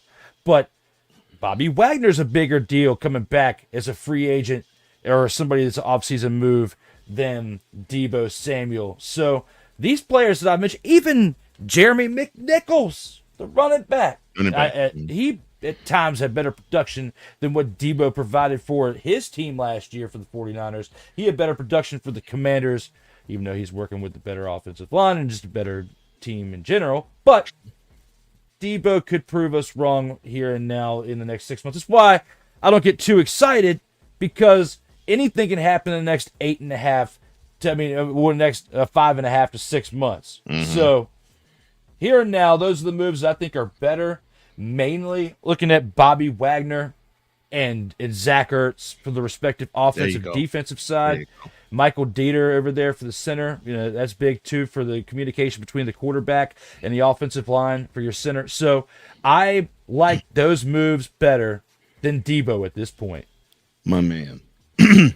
You said the two names I wanted you to say. Bobby Wagner, Zach Ertz. Because when I read what the Commanders did in terms of who they were keeping, I figured they needed to keep Wagner because they need to have that stalwart defensive presence and that leadership to actually help the group around them to grow and get better. And Zach Ertz is probably one of the greatest safety blankets that's existing in the league right now. And if Jaden Daniels didn't have him, I would have felt as though, even though I love Daniels, a regression probably would have happened.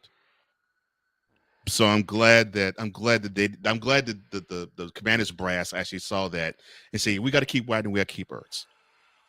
And to me, those are the two biggest free agent pickups, although they both played with the team last year, that the Commanders could have had, no matter who they brought on the team. Anyone else is like a chair on the Sunday.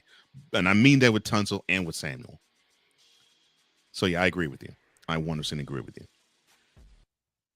I know you're probably saying, well, wait a minute. There were more free agent stuff that happened. Yes, it was. We're going to touch on more of that a little later. But that ends this portion of Opening Drive. All right, let's go. We got trips, right?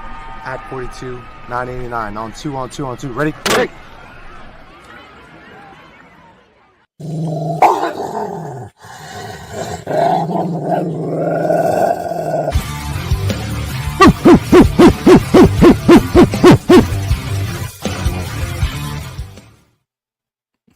It is time once again for the grand champ. And for this week, Drew, who is yours, sir? This week, my grand champ is going to be Tyler Conklin, deciding to go over and play in Los Angeles with the Chargers, playing for Jim Harbaugh. He could play a big role in this offense. You know, a team that really needed a staple of a tight end to really help out with the flow of their offense. That's what I felt like they were missing last year. I mean, they were a really good offense throughout, which is kind of what helped carry this team to the success that they had, because it definitely needs some help over there on defense. But I feel like as far as sleeper moves of this 2025 free agent class throughout the entirety of the NFL, this could be one of the top 5 impactful moves as far as a sleeper move that other people were missing out on. The tight end that they could have had as either a 1A or 1B over there. Now this guy's going to be the number 1 option, I believe, over there in Los Angeles. My choice for my grand champ of this week is Tyler Conklin going on over to the Los Angeles Chargers. I love that. It fits, I think, what Harbaugh needs, and Herbert needs it too. I think he needed a security blanket. I think that was the only thing that was lacking. Although he had a solid, in terms of interception touchdown ratio, he had a solid year, because he went at least half a year without throwing a pick. But then we saw what he did in the wild card round, and he needed a target like Conklin. So yes, I agree with you. Great choice. Now, mine is probably a little bit off the beaten path, but it has to be said. People were thinking about Jameis Winston, and they were just wanting to say, well, wait a minute. This guy, he had his shot with the Buccaneers. He was a clown there. He had his shot with the Saints. They didn't really like him there. And then when he got to the Browns, he was considered the number 2 guy. And then all of a sudden, when Deshaun Watson decided to injure himself, you saw what I did there. Watson decided to come in and and pick up the pieces, and he did so.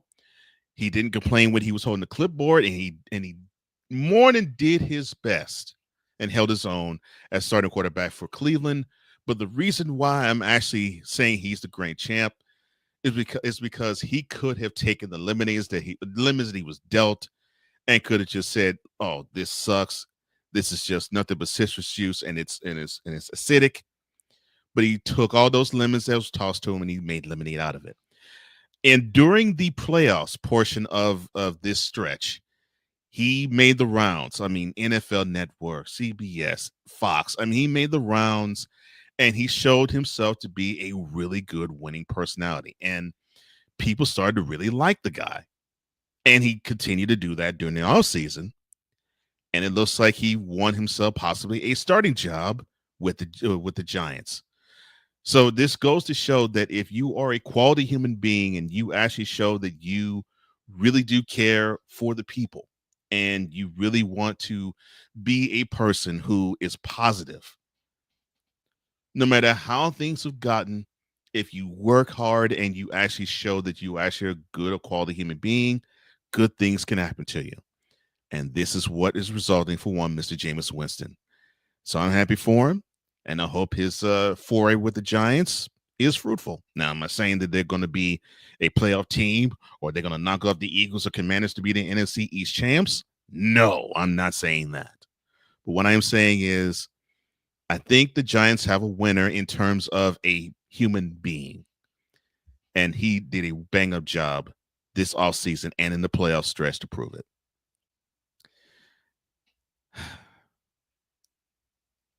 That's spot on. I like that. Yeah. I mean, he really did. I mean, look at what he did in the media during Super Bowl week. Right. So, I mean, he was spot on with this analysis there. I mean, it looks like he's got a future outside of football once he hangs it up. That's another thing. Right. So it looks like he's been working on some things behind the scenes. So that's good for him, too. Yeah. But definitely happy for him to get the opportunity. He will probably be the bridge quarterback, more likely to Shedeur Sanders, because even though there's been, we'll talk about the draft here in a minute. Right. It's looking like eyes are potentially seeing that as an option, as him helping mentor the next generation. Yeah. And I think he doesn't mind doing that. So I think this is another win for the Giants. And I think this will be a win for him, too, doing that. But, yeah, tell us what you think, who the grand champ of the free agency period has been, the NFL free agency period has been, in the comments. Just let us know. Growl, will you please?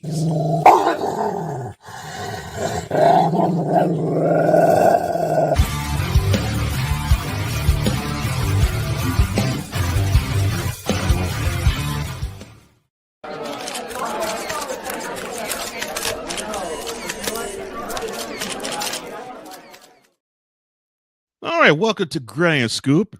We have a few questions that are not necessarily NFL free agency related. Some are, but mostly they're not. And we're bringing back this segment because, well, there's content to be had. The first being, I can't believe this. The Green Bay Packers decided to formally put forth an anti-tush-push rule challenge proposal. The NFL decided to actually snitch. I mean, they decided to release the formal language of the Packers' proposal to change league rules to outlaw the tush-push. Rule changes will be debated and possibly voted on at the upcoming owners' meeting, which would be later in the spring. And the Packers' proposal, which would ban the Eagles' highly effective version of the quarterback sneak, will get the lion's share of the attention. Now, the NFL's brief summary of the proposal reads as follows. Quote, by Green Bay, amends Rule 12, Section 1 to prohibit an offensive player from pushing a teammate who was lined up directly behind the snapper and receives the snap immediately at the snap. Close quote. Now, if the Packers' proposal passes, Rule 12, Section 1 would be amended basically to say something to the effect of no offensive player may immediately at the snap push or throw his body against a teammate who was lined up directly behind the snapper and receive the snap to aid him in an attempt to gain yardage. Now, you've played, I've played. There's something that just screams effeminate to me, but I will let you answer this. Is this proposal good, or does it signal that the Packers don't own a pair? I would say the latter. It signals they don't have a pair. I mean, you gotta learn how to stop it. I mean, Thank you. The team is the Philly has really gotten good at playing one particular play. Now, they don't do it every single play. No. That's like playing Madden and picking the slants play every single play. Okay, it doesn't work out that way. You can't push your way all the way on up the field because football isn't built that way. It's just not going to work. But if you let it happen to where you're down on the goal line, you got 1 yard to go, that is their go-to option. You know it's coming. They're not going to call anything else. They're not going to call any trickery because Nobody else, no of the other 31 teams in the league have proven that they can stop that particular play. So, of course, in that situation, if you've proven that you can win 9 times out of 10 picking that play, percentage-wise, I'm going to pick that mother, father, and play. And that's exactly what happened right here from when they started calling it to now, and they've had success. So it shows that the other team, being the Packers, Matt LaFleur, we've talked about it before. We talked about him and his hood up, Matt LaFleur. We have a short out there that has thousands of views where Matt LaFleur has his hood up in comparison to Dan Campbell. Man Campbell over there on the sideline conducting business for the Lions. Still lost to the Commanders, by the way, in the divisional round. But over here, we have Matt LaFleur, who at that time we were making fun of him with this hood up and having no cojones in. And he's not showing any right now when he's complaining about the tush push. So you had your moment then, and you have it now. Grow a set, Matt LaFleur. Oh my goodness. Yeah. This is weak sauce for real. Come on. If it's possible that you can find a way to stop this, do so. And believe me, I think the league would be better off if you can find it and within yourself to do it. Heck, why don't you ask the Chiefs? The Bills tried it and they weren't successful most of the time. They were doing it when they played in the AFC Championship game. So you probably could ask. Now, do I think that you would stand a better chance of doing it against the Eagles? No, because they originated and they're the most successful at it. But find a way to stop it. Please, come on. Going to daddy and saying, ban it, please. That's sad. Oh my gosh. All right. Glad that I don't have to talk about that anymore. Stephon Diggs. Formerly of the Bills, formerly of the Vikings, and currently formerly of the Texans. He's a free agent technically. He decided to make a quick hit and visit Foxborough. So he decided to go to New England, see what they had to offer, and he went there. He left, and through multiple reports, mainly through the Boston Globe, no deal was struck. Now, my question to you about that is the following. Should this be cause for concern for the Texans? Yes. Looking at what you gave up last offseason, you gave up a second-round pick that you had initially acquired from the Minnesota Vikings for, Stephon Diggs. And you also, you did get a 6th-round pick in 2024 and a 5th-round pick in this year's draft. So it's not like you came away empty-handed, because this could potentially happen, and they knew this when they picked him up. Right. So, yes, you should be concerned because he could sign somewhere else. You only got 8 games worth of production out of him. That's why I would be concerned, because with your trade last year, you got 8 games worth of production before he was out for the rest of the year, and the injuries affected this team by the time you got to the playoffs, to where you couldn't really build from what you had established, that foundation you had laid down the year prior in C.J. Stroud's rookie year, to where he did literally have a sophomore slump, where you and I were talking about it, even during the times when they were winning games, and on paper they were looking good. They weren't looking good in our eyes, and we were talking about it through several episodes where we had a lot of concerns, and they got exposed at the end of the year. Now, the part that's exposed is, you restructured the deal that you had 2 years left on the Bills deal, and the Texans restructured that into a 1-year deal for 2024, where $22.52 million. Okay, he got $22.5 million and only played half of the season, because the other half he was on IR because of the Achilles, so the ACL injury. So yes, I would be concerned if you were the Texans, because I wouldn't be concerned about the Patriots, really, to be honest. There's other teams out there that he can still visit. Well, look at what Cooper Kupp did, going and being petty and going within the division. I don't think that Stephon Diggs is going to do that to Houston, because it's not like there's anything that Houston did wrong to Stephon Diggs. But I would be concerned with if you were planning on that trade being something that you could entice him to sign long term, because it's not looking like Stephon Diggs wants to be there long term if he's going and looking elsewhere in New England, or it could be his ploy to try to get more money out of the Houston Texans and sign a bigger deal. So that could be the long term part. Just like we have mind games going from Captain Ayahuasca with the quarterback position, this could be something similar with Stephon Diggs in the wide receiver position. I'm glad you mentioned that part at the end, because I'm thinking this is a money play too. And I think what needs to be understood is that you have a team in the Texans that coming in, they're on the come up. You know that you were brought there to actually help a wide receiver room that was rather young, and have them become better. And now they need your presence physically more, because you got one in Tank Dell that probably will not see the field if he's fortunate until next year. And I'm not talking about 2025. I'm talking about 2026. So you got that presence that needs to be there physically.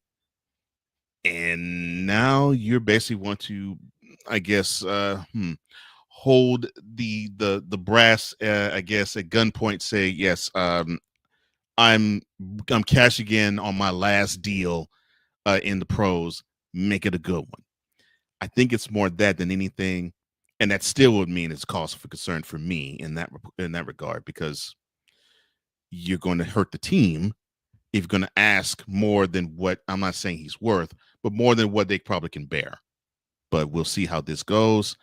I agree with you. I think it's more of a money play. Wow. Now, excuse me. Now, from the onset of this wonderful, shiny new toy that is Shedeur Sanders, the former Colorado Buffaloes quarterback, has been, I guess, the subject of, how can I put this, character issues, and not necessarily running afoul of the law, but of similar issues that people said about his father in Dion, in being a little bit too confident, cocky, cocksure, arrogant. And seemingly his stock has fallen, and the stock of one Cam Ward, the quarterback formerly of Miami, is starting to rise in terms of being the number one quarterback being drafted in this coming NFL draft. Now, my question to you is the following. Should we pay attention to a future NFL player's proposed stock before the draft? Not really. Once the season ends, with that, like they need to. Of course, you can have a mock draft here and a mock draft there, but there's certain things, certain elements that people really overanalyze to where. That's why I'm kind of glad we took that little bit of a break for the month, because we would have been talking about certain things here and there to where you start running out of things to talk about certain parts, and you don't want to overextend it. When it comes to the draft, and there's so many different opinions here and there. That's the one thing when it comes to the mock draft, and I don't get into that part because I'm not an expert to that point. Like, I'm not buying into the goods that they're selling with the whole mock draft stuff. Once we get to draft day, seeing where they're going, then we'll start talking about the fit based on what they had done previously in college to where they're at then with selected team. You're going to drive yourself nuts if you try to go through all 32 teams and analyze one particular player.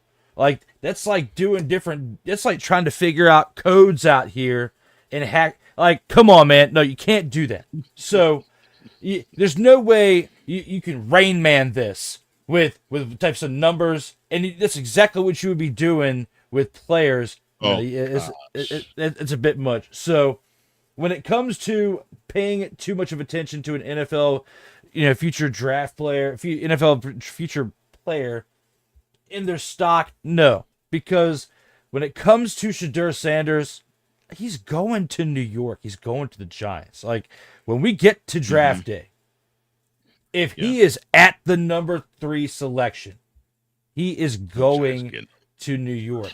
You got Cam Ward, Travis Hunter, Shadur Sanders.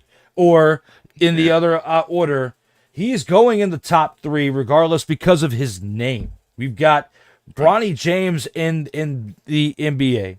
When we talk about players throughout the game, we talk about it's this situation right here. When you've got of now football, and that is prime time. Deion Sanders, his boy, is not going below the 3rd pick. He would like to be the number 1 pick, but he's going number 3 to the New York Giants. Congratulations, Waz El Jefe, on getting 2.0 of football.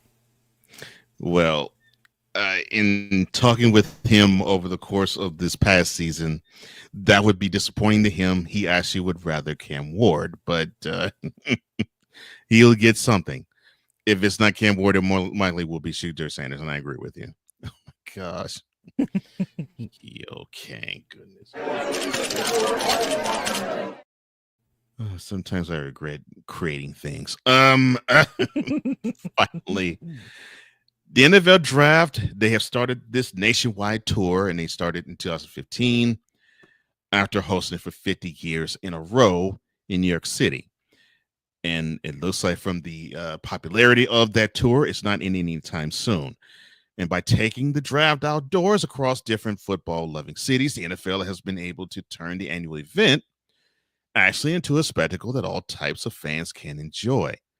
Now, of course, since 2019, the draft has made stops in Nashville, Cleveland, Las Vegas, KC, and Detroit. This year, it's Green Bay. Next year, it will be in Pittsburgh. Now, my question to you is, what city would you like to see the NFL draft be hosted next?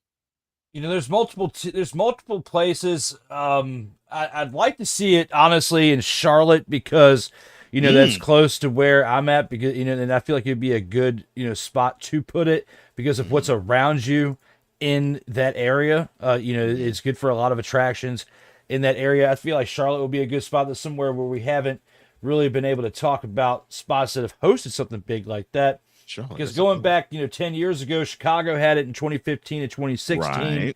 Right. Philly had it in 2017. Dallas had it. Jerry World 2018. And Nashville had it in 2019. I'm not sure who was supposed to have it during the pandemic year, but that was virtual because of, of course, the pandemic. 2021, the Browns, they even got it. So Cleveland, had it there to host the draft. 2022, we had Las Vegas. 2023, Kansas City. And, of course, this past year, we had Detroit. Now we've got Green Bay. And, of course, next year we've got Pittsburgh. So after 2026, we don't really have an option right now, or at least it's not on paper yet to the public. I would like to see Charlotte, but there's one gem of a place that I would like to see. We're not going to get it, unfortunately, I don't think.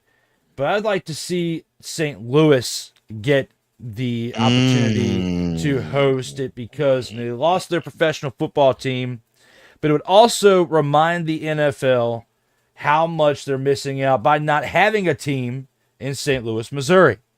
So I would like to see a place like St. Louis host the draft so that way we can get eyes back over there to that part, because when you look and see what the UFL is doing, which we'll talk about them here shortly, when you look at what they're doing over there with the fan base in St. Louis for that, that's the highest franchise base in that league.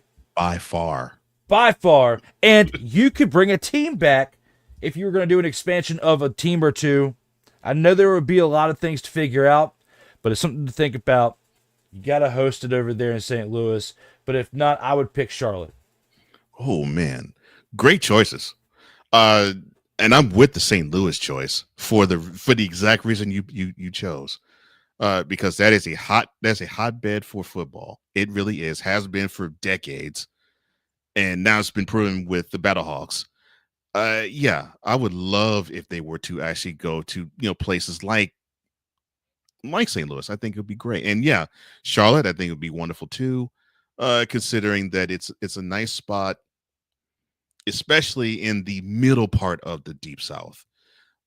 People think, well, in that area, they would say, okay, well, if you're going to host a spot in the South, it more likely to be Atlanta. Well, yeah, fine, you could do it in Atlanta, but I think doing it in Charlotte would be even better, because I think you would have a lot of North Carolinians be represented, and those from the bordering states, you being in one of them, me being another one of them. So yeah, I think it'd be great if it was hosted in Charlotte, and I think it might be hosted in Charlotte sometime soon. Who knows? But what I do know is that I'm loving the fact that the NFL draft is making a tour, and I think it's giving festival vibes to the NFL draft, and I think it makes it a better presentation overall. And that's been one of the biggest home runs I think the NFL has hit in a long time, and I think they need to continue to do it, and I think they will. Well, that is it for Gridiron Scoop, but that's not all, period.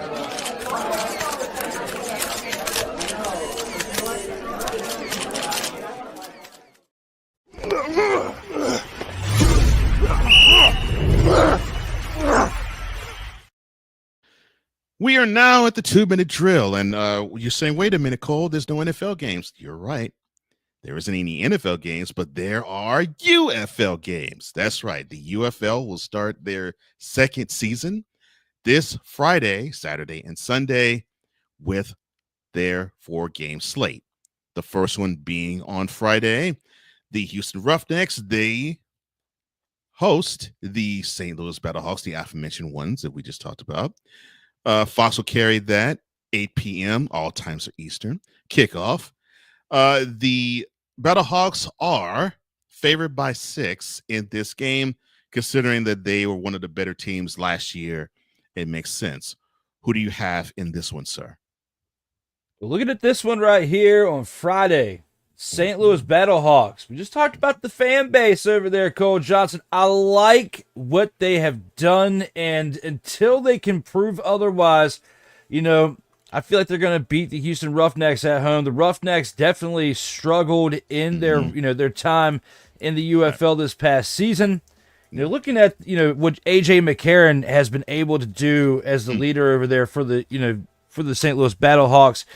He's definitely done a great job as a leader, and the key, just like we were talking about, this past year with the Rams bringing back Matthew Stafford in the NFL, where that was a big move for them. I feel like it's a big move for the St. Louis Battlehawks bringing back A.J. McCarron to lead this team. I think that he leads them to a victory over the Houston Roughnecks this Friday for the first game of the UFL 2025 season. Yeah, I agree with you. Of course, I root for all things Houston. However, I'm a realist. The team, the Roughnecks have been just struggling ever since they formed the UFL version of the Roughnecks. 1-9.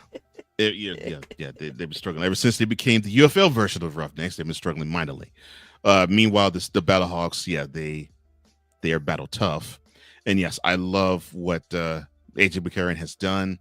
Veteran presence at quarterback, and if you can protect him, that is all you need. And I agree with you. I think the Battlehawks will take this one. All right, the Saturday game, staying in Texas, actually. The San Antonio Brahmas, who they came on at the end of the season last year. They will travel to the Metroplex to play the Arlington Renegades. Fox will carry this one as well. This will be Saturday. Kickoff is at 4 p.m. Now, the Brahmas are favored by 3. Who do you have in this game? Brahmas. I mean, the Brahmas definitely, looking what they did last year. Arlington Renegades struggled in this past season. They were 3-7. I know we're talking a lot about last year, and we're going to probably be wrong about one of these teams because things do change in the offseason, Cole. I mean, it's definitely, look at what they did the year before in the XFL before they merged. And, they weren't that good of a team, and they slipped into the playoffs and won the whole thing. They were the XFL champions at the beginning of last year. They were being celebrated as the XFL champions. And you look at, on the other side, you look at the Michigan Panthers, the Birmingham Stallions, these other teams that come over from the USFL, and the Birmingham Stallions being the dominant team of the USFL. You have them and the Renegades. These two teams as the champions coming into the merging of the league last year of the UFL. And the Arlington Renegades struggled all year long. 3-7, regardless of who's at quarterback. I feel like they're not going to have a good opportunity to win this game. And looking at it for what it is, I've got the San Antonio Brahmas winning this game. Yeah, and unfortunately with the with the Renegades last year in their first season in the UFL, they seemed to be that little engine that could. They had 7 losses, but they had a lot of close losses, a lot of them. And unfortunately, I can see the same thing happening here. Okay, all right. Now to the 2 Sunday games. You just mentioned the Panthers of Michigan. They are favored by 3. They go to the South, and they will be in Mid-South to play the Showboats in Memphis. ESPN will have that game. Noon kickoff is the time. Who do you have in this one, sir? The Showboats, they were absolutely terrible last year. Like, looking at it they were bad. They were 2-8 last year, just above the Houston Roughnecks for dumpster Pelican teams of the league. I mean, they really were just god-awful. I'm sorry. They were terrible. 2-8, 200 winning percentage out of 10 games. Absolutely terrible, with 1-4 as the home record. And I say this on purpose because this is a home game for the Memphis Showboats. The Michigan Panthers, 7-3 last year. They were 3-2 on the road, so barely over 500. It can go either way. I mean, even though the Memphis Showboats were terrible last year, because of the Michigan Panthers' inability to dominate on the road, I'm going to go ahead and pick an upset here. I'm going to pick the Memphis Showboats to win this game at home. Okay. All right. So you're going in an upset. Yeah, I think the Packers are going to take it. I would love to go upset here, but unfortunately, I don't think the Showboats will be showboating too much. And the last game that we have to select will be the DC Defenders. Fox will carry that game at 3 p.m. on Sunday. They host the UFL champion Birmingham Stallions. They had the run of the mill with the league last year. It looks like they're being predicted to do similar this year. They are favored, talking about the Stallions, by a touchdown. Who do you have in this game, sir? As much as I want to pick the DC Defenders at home for this game, 8 o'clock Sunday night, I think I got to go with the Birmingham Stallions, who absolutely lit up the league last year and who have been lighting things up for the past 3 years on this side of professional football. Between their stays in the USFL and now in the UFL. Last year they were 9-1 going to the playoffs. Looking at what they did in conference play, 131-18 over the Michigan Panthers, and then in the championship game for the UFL championship against the Brahmas, they beat them 25-0. So until somebody can prove me wrong with this, and I want to be proven wrong. I got to go with the actual Birmingham Stallions. I cannot pick against them here. That's my choice for winning this victory. If taking the victory in this game, I've got to go with the Stallions. I can't really go against them either. I was thinking about it, but I can't. They have been the best team best team last year, and even when the USFL and the XFL were split, they were the best team of all the teams. Yeah. But yes, it's exciting to see spring football come back. UFL season 2. Let's see how steady the league will be this year go around. But yeah, I'm looking forward to this year. This will be 10 games in the regular season, and then you'll have a semifinal slate and the finals that will take place in early June, I think. But we're not there yet. But what we are, though, is probably the most exciting part of the show.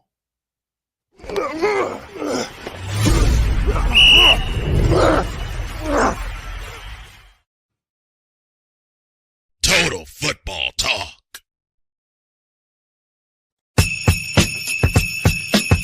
Yeah, I know that spring has just sprung, but that means we still see snowflakes on the ground. Welcome to Snowflake of the Week, where we honor, and I put that in quotes, the ignominious of the football world. And for his Snowflake of the Week, Drew, who is yours?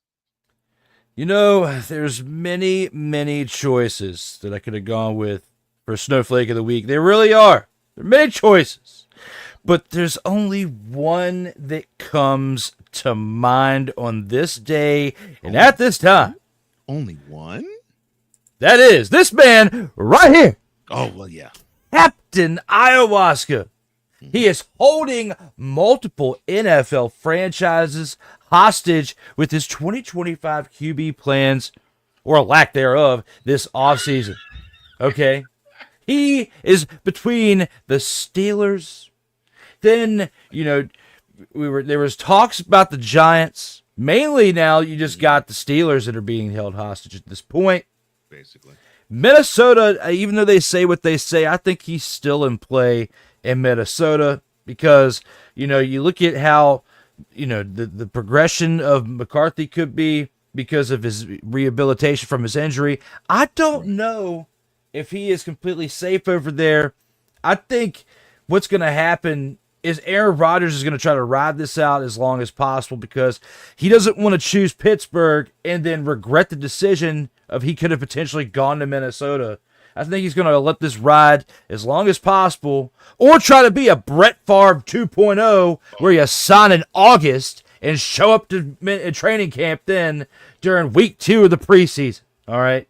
I don't know if he's trying to pull a Brett Favre 2.0 with this or not, but it's not smart because you need this time with a new team to get familiar with who's going to be around you during the regular season. You need to learn the playbook, which is something you didn't do when you were going abroad last year for that 1 week that you didn't want to be there. And everybody made a big deal about it. And I'm making a big deal about it now because you are Captain Ayahuasca, the Snowflake of the Week, my pick of this week's Snowflake of the Week edition. And until you make your decision, you might be my pick every single week. I haven't decided yet, but you might be my pick next week. That could be a spoiler alert. But right now, right here and now, he is my pick for Snowflake of the Week. Well, if you think that I'm going to object to him being your perennial in the future Snowflake of the Week, you will get you'll get no opposition from me. I would be loving life. Oh my gosh, yes, and I agree. I think he deserves this, considering he's 41 and he's holding teams hostage, knowing full well he is not the guy that he used to be. Knowing full well he's not. Goodness gracious.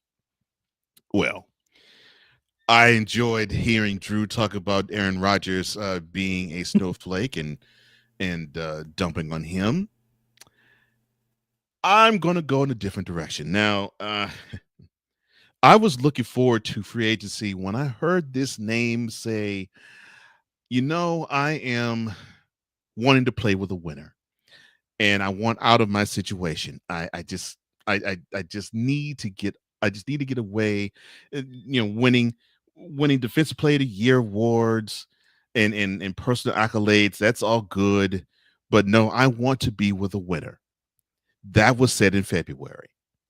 1 month later, he signs a $123.5 million guaranteed contract of a 4-year, $160 million deal to stay with the team he said he wanted to leave. That's right. Myles Garrett, come on down. You are the latest contestant in Snowflake of the Week. Come on, man. You lied and said that you wanted to leave Cleveland, and you actually said that Northeast Ohio wasn't producing a winner and they weren't producing a champion, and you wanted to be with a winner. You wanted to be with a contender, and you know full well the Browns are not. And you know they're not for one simple reason, and that is they have an albatross of a contract around the neck of one Deshaun Watson. And you want to stay there. I get it. This is the team that drafted you. You have spent all of your career there, and you feel as though you can lead this team to that promised land. But you know full well that you, sir, in this utopic understanding, you, sir, wanted the bag. Now, I know it's not kosher for a player to say, you know, I want to be paid my worth. And you get a whole lot of dummies saying, well, you shouldn't say that. It should be about the love of the game. It shouldn't be about the money you get paid. No, it should be about the money you get paid. I mean, you put your life on the line. I mean, heck, you probably go through, sir, maybe between 65 to 80. Well, okay, I'm sorry. You're playing defense for the Browns, so I got to up it. You probably play between 70 to 90 car wrecks in a week during the season. You go through it 17 different times. I get that it would get tiring, and you would want to be paid your worth. And if you were to say that, I wouldn't have cared. In fact, I would have applauded it. I'm like, I actually would have made you a grand champ. I'd be like, this guy's honest. He's at least saying, look, I'm putting my body on the line. I need to be paid what I'm worth. But you did what my brother said about Stephon Diggs. You leveraged your opportunity to get the bag. And look what you did. Now, I can't really trust what you say, because you say that you wanted to play for a championship contender. Let me tell you this, sir. The Bengals have a better shot at being a championship contender than the Browns are, and the Bengals aren't close. I'm not saying the Bengals are bad. I'm just saying they don't compare to the Ravens, and they really barely compare to the Steelers. But if you were on the Bengals, I'd say you stand a better chance of going to the Super Bowl than being with the Browns. Come on, man. Yeah. Yeah, number 95 of the brown and the orange, you wanted the bag. Admit it, son. You wanted the bag. And how disappointing. You said you wanted to play for a winner. The winner ain't the Cleveland Browns. Come on, man. You know better than that. Goodness gracious. I like our picks between Captain Ayahuasca I do too. and Captain Take Your Bag. I'm going with these two as the great picks. We definitely came back hitting hard with the bang today for episode 77 with these picks. Yes, we did. I love your choice too, bro. Oh my gosh. Oh my, yeah, brother. Jeez. No. Wrong one. There we go.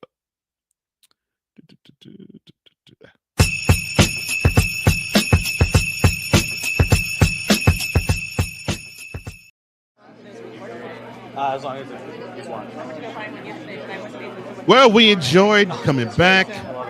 Unfortunately, it is our time to go. Welcome to the post game. This is where we give our final thoughts to the week that was, or in this case, the weeks that were.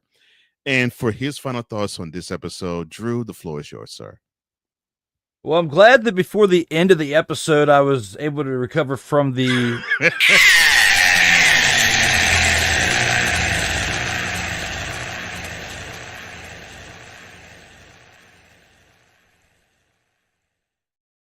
of the audio, because that was just one stressful moment. I swear that was great. That was great to be able to overcome that in that was wild. But we covered some great things in this episode. We talked about free agent additions, trades, the fact that we've got real football back in real time. We at least get excited about it. We're gonna be covering the recap of this week, this upcoming week, and then the preview of the upcoming week. The one thing I'm excited about is we get to talk about Tyrone Alizé McDummy again, because he is still on the Brahmas, according to sources. Oh, so, Lord, no. will he outproduce his 1 target per game, which he didn't even catch half the time, and I was covering 0 catches on 1 target every single week? Did you miss that? That's going to be part of our spring football coverage. That's what's going to happen next week, where we have Tyrone Alizé McDummy riding the bench. Or will we come back next week and talk about the fact that he went off with 6 catches for 112 yards and 3 touchdowns? Probably not. Mama named him Alizé. Goodness gracious. There could be a hidden nickname out there that we don't even know. Tam. That's what's going to be talking about next week. That's what we could be talking about. Cole Johnson. I don't know. I don't know right now. But here on this Monday, I got to say that it's been an honor, joy, and privilege to be back with my man Cole. I'm looking forward to being back next week and talking about more football and maybe some moves be made during this week for the NFL. But I think things are going to be a little quiet, for the most part, until we get to the draft. We could see Stephon Diggs finally ink a deal, but where is the question? Definitely a great episode that we talked about. It was nice not to come here and talk about something that was...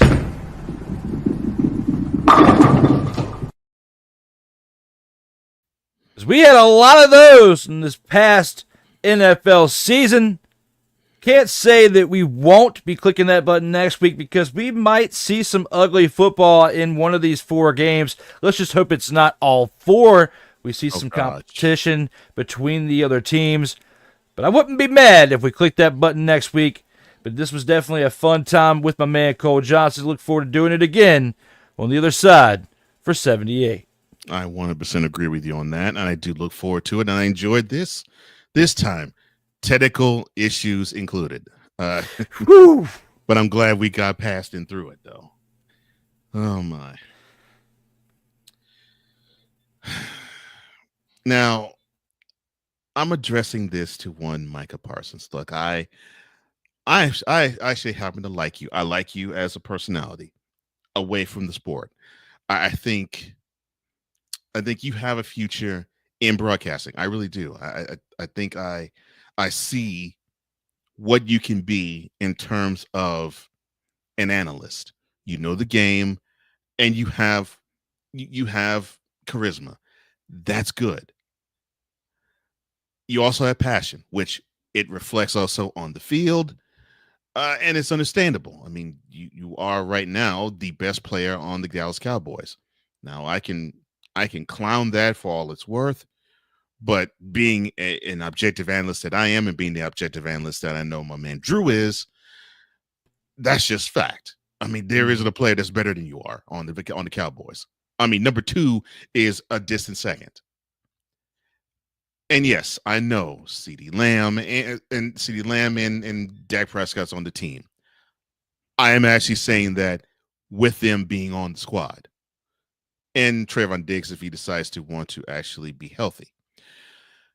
But you are the number 1 player on the Cowboys. Offense or defense, doesn't matter. And your passion serves you well.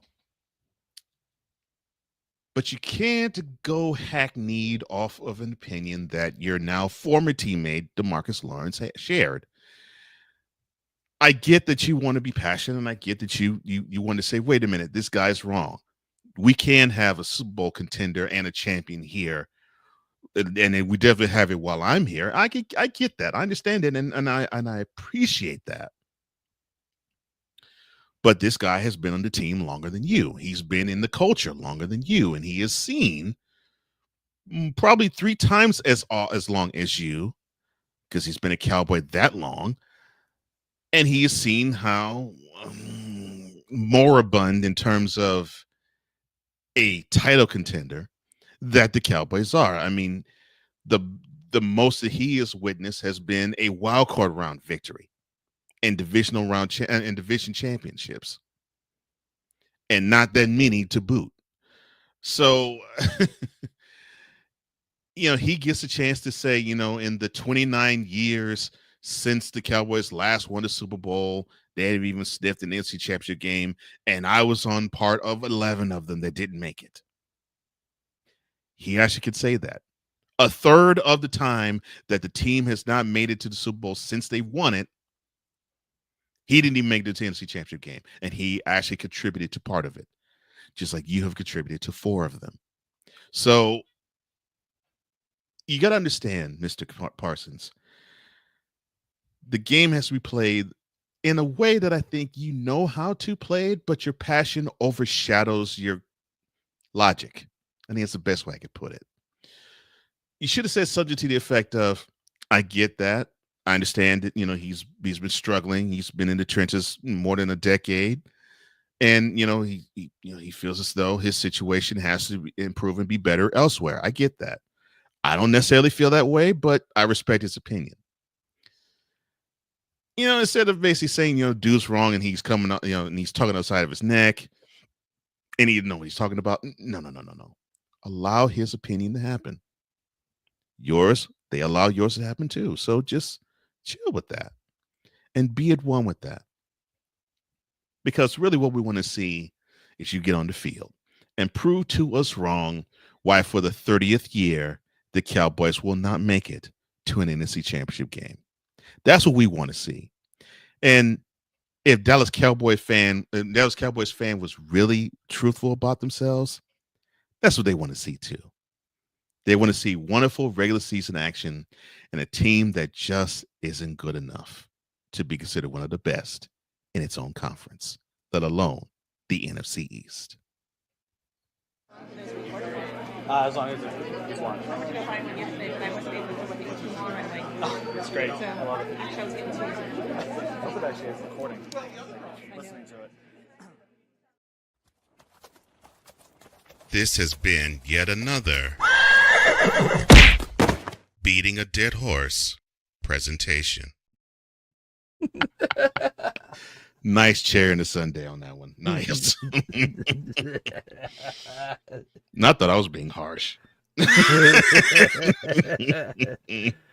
Oh my! I need cherry on top. It was well said there, my man. That was great. Look forward to doing it again. I do too, bro. I do too. Your post game is awesome as well. Any other thoughts you have for the Tribe before we let them go, sir? Unfortunately not. Just enjoy professional football this weekend. Friday, Saturday, and Sunday. It is back. Yes. We'll talk about it next week. Yes, we will. Yes, we will. Now, if you want to follow my brother Drew, all you have to do is to go on these wonderful social media platforms. One being Instagram at SIRTOBA_media, Twitter or X at SIRTOBA_media. You can go at @the_SIRTOBA on TikTok, and on YouTube, you can join him on SIRTOBA Media. That's youtube.com/@SIRTOBA Media. And if you want to find yours truly, all you do is go on to flowcode.com/page/host Cole Johnson. That is flowcode.com/page/host Cole Johnson. Well, that takes care of episode 77 of Total Football Talk. Thank you for liking. Thank you for sharing. Thank you for subscribing. And thank you for hitting that notification bell so you can catch all the content that emanates from the SIRTOBA Media YouTube channel, as well as the COMI Media YouTube channel. We appreciate the patronage, support, and we appreciate the likes, the shares, and the subscriptions, and the notification bell signals. Now, for Drew Willingham, I'm Cole Johnson, here to say in parting, as we always do. In life, just like a tackle, keep your head up. And as always, you got to play until the whistle blows. And as always, stay safe out here in these streets.